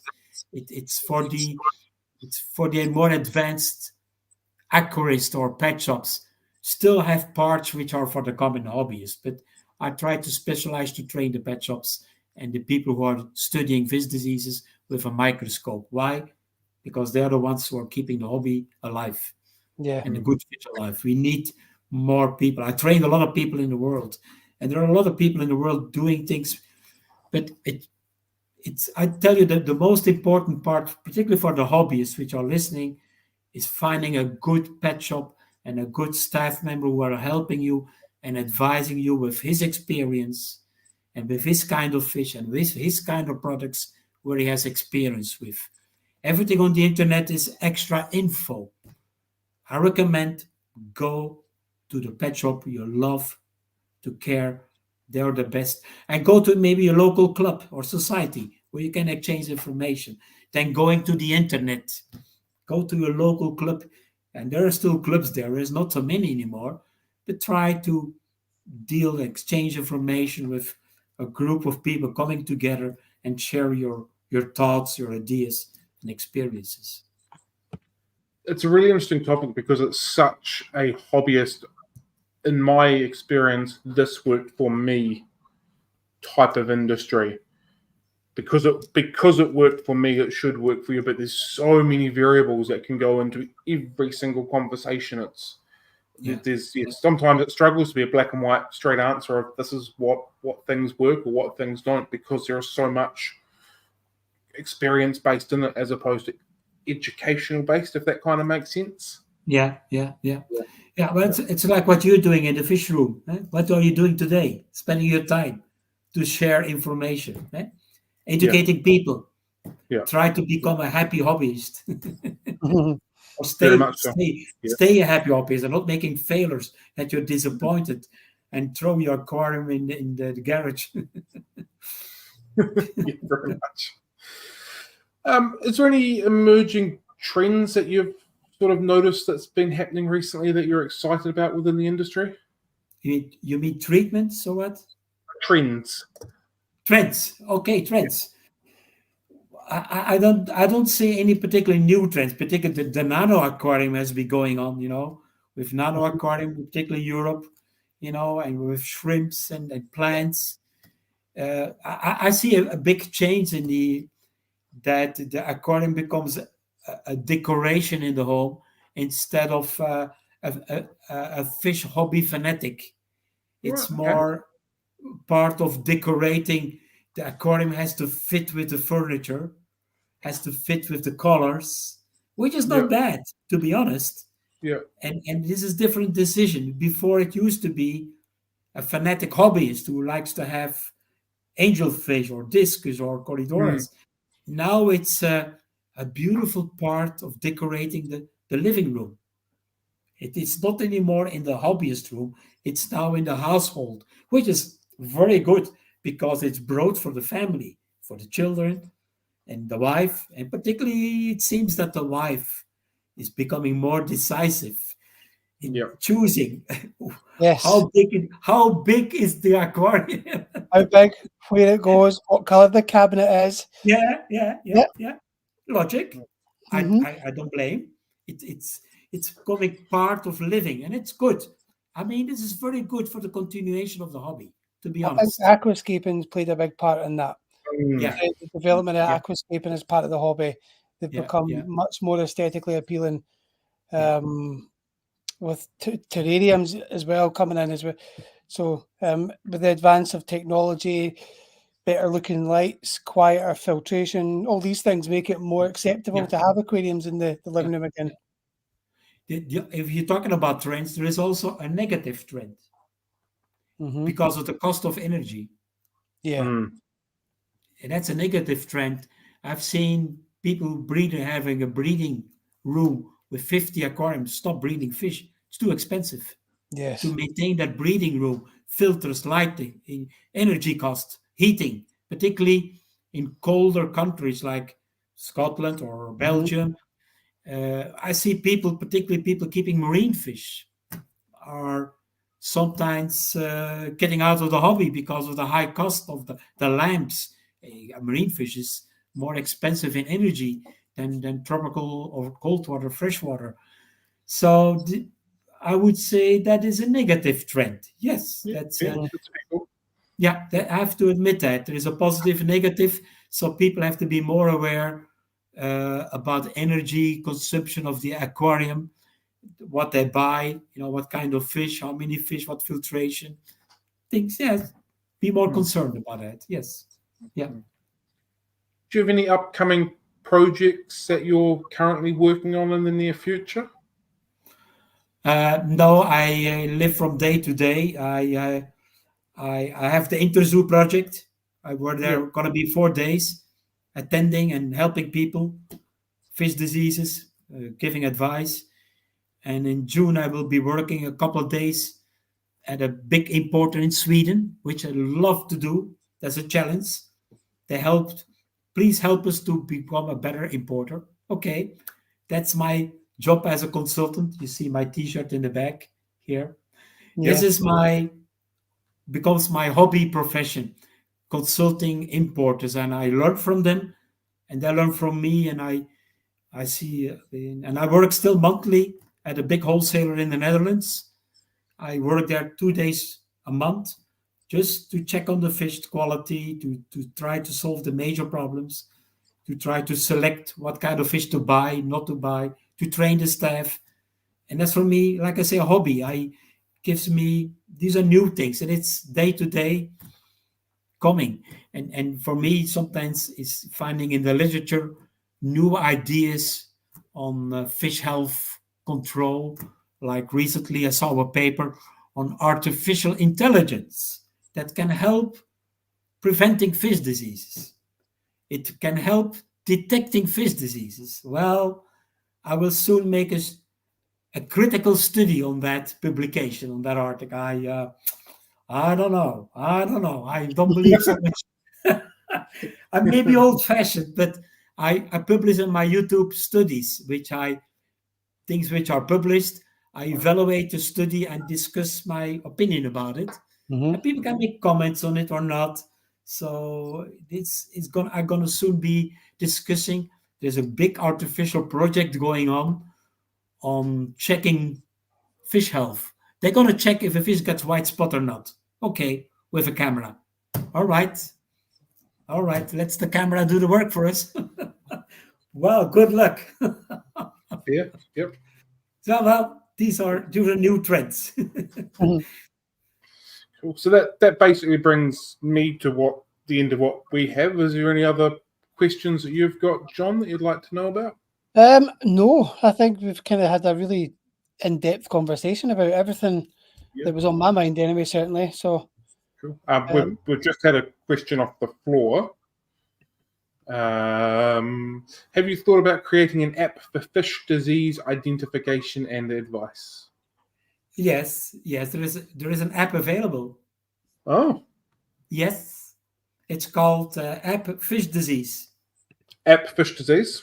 Yes, it's Cool. in for Apple and every application. It's available. We developed that a time ago. The app is called Fish Disease.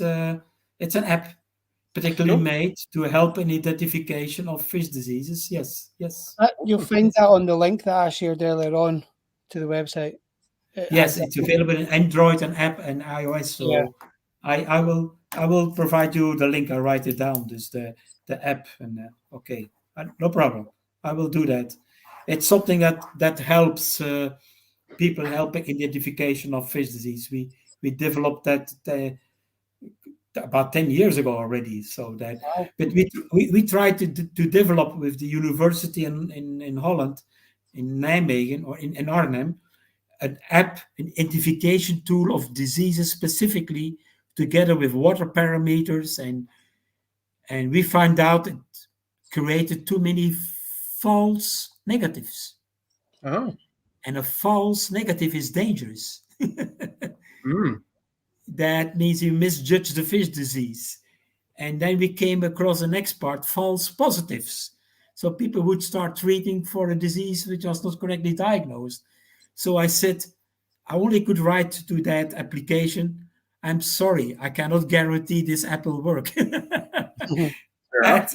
Well, I have to be fair. Some things are very difficult to do that. The thing we developed with this book was a DVD-ROM, but then you have to have a DVD-ROM, which is inside here Mm. in the book.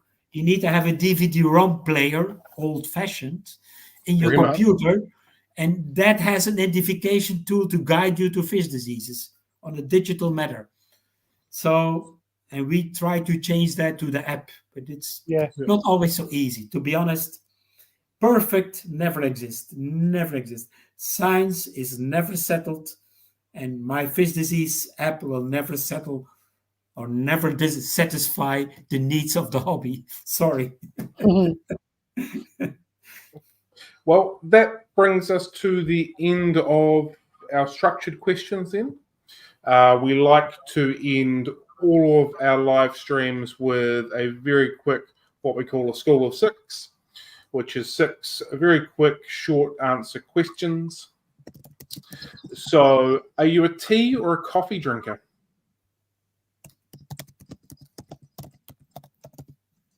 School of 6. Okay. Are you a tea or a coffee drinker? I am a coffee drinker. Sometimes tea, but I start with the coffee. At noon, it's a tea drinker. Cool, fair enough. Mhm. When playing paper, scissors, rocks, what's your first call? Oh, rocks. Rocks. Do you believe that we're alone in the universe? Oh, as mankind, yes. Okay. Calling a coin flip, are you heads or tails? Can you repeat?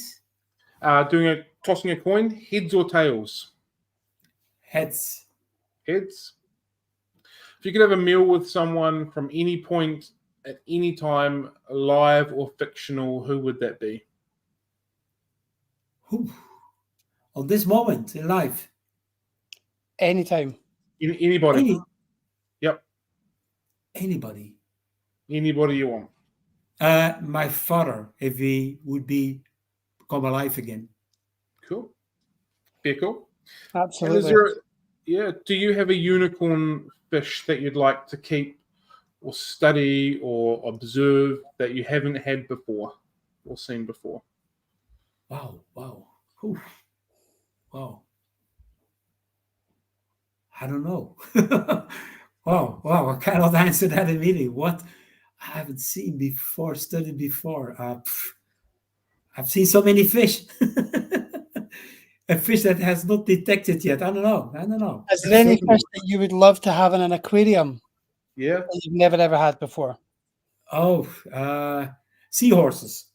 Seahorses. Cool. Yeah. Yeah, something Fantastic. special. Yeah. Yeah. Cool. And I've just recently begun adding an extra one to our school of 6, so it's 7, but that's okay. Where can people find you if they wanted to find more information on you or your products or your YouTube channel? Where can people find you? Facebook and YouTube. Mm-hmm. Yes. Cool. Just under your name? Yes, just put my name in and you will get to my name. Yeah, Gerald Bassleer. Excellent. That is all that we have. Thank you very much for being with us. Very much appreciated. I know that I can tell from everyone in the chat very much got a lot from this. We really appreciate you being available, and it's been a fantastic time. So thank you very much. Very interesting questions. To be honest, that help. I like that. The kind of questions gives me the love and energy to help you out in a hobby. Cool. And I appreciate your interest that I can share my information with you. Thank you much for all your support for all those hobbyists in New Zealand and Scotland and maybe other parts of the world. Thank you much. Been great. Thanks very much, Gerald. Yeah. Thank you All right. much. So thank you very much, everybody. Enjoy your Easter weekend. We'll be back on board. We'll be open again tomorrow and then closed again on Monday and today, like we said. So Have a good one, team. Happy fish keeping, and catch you later. Thank you. Bye-bye. Thank Bye, you very guys. much.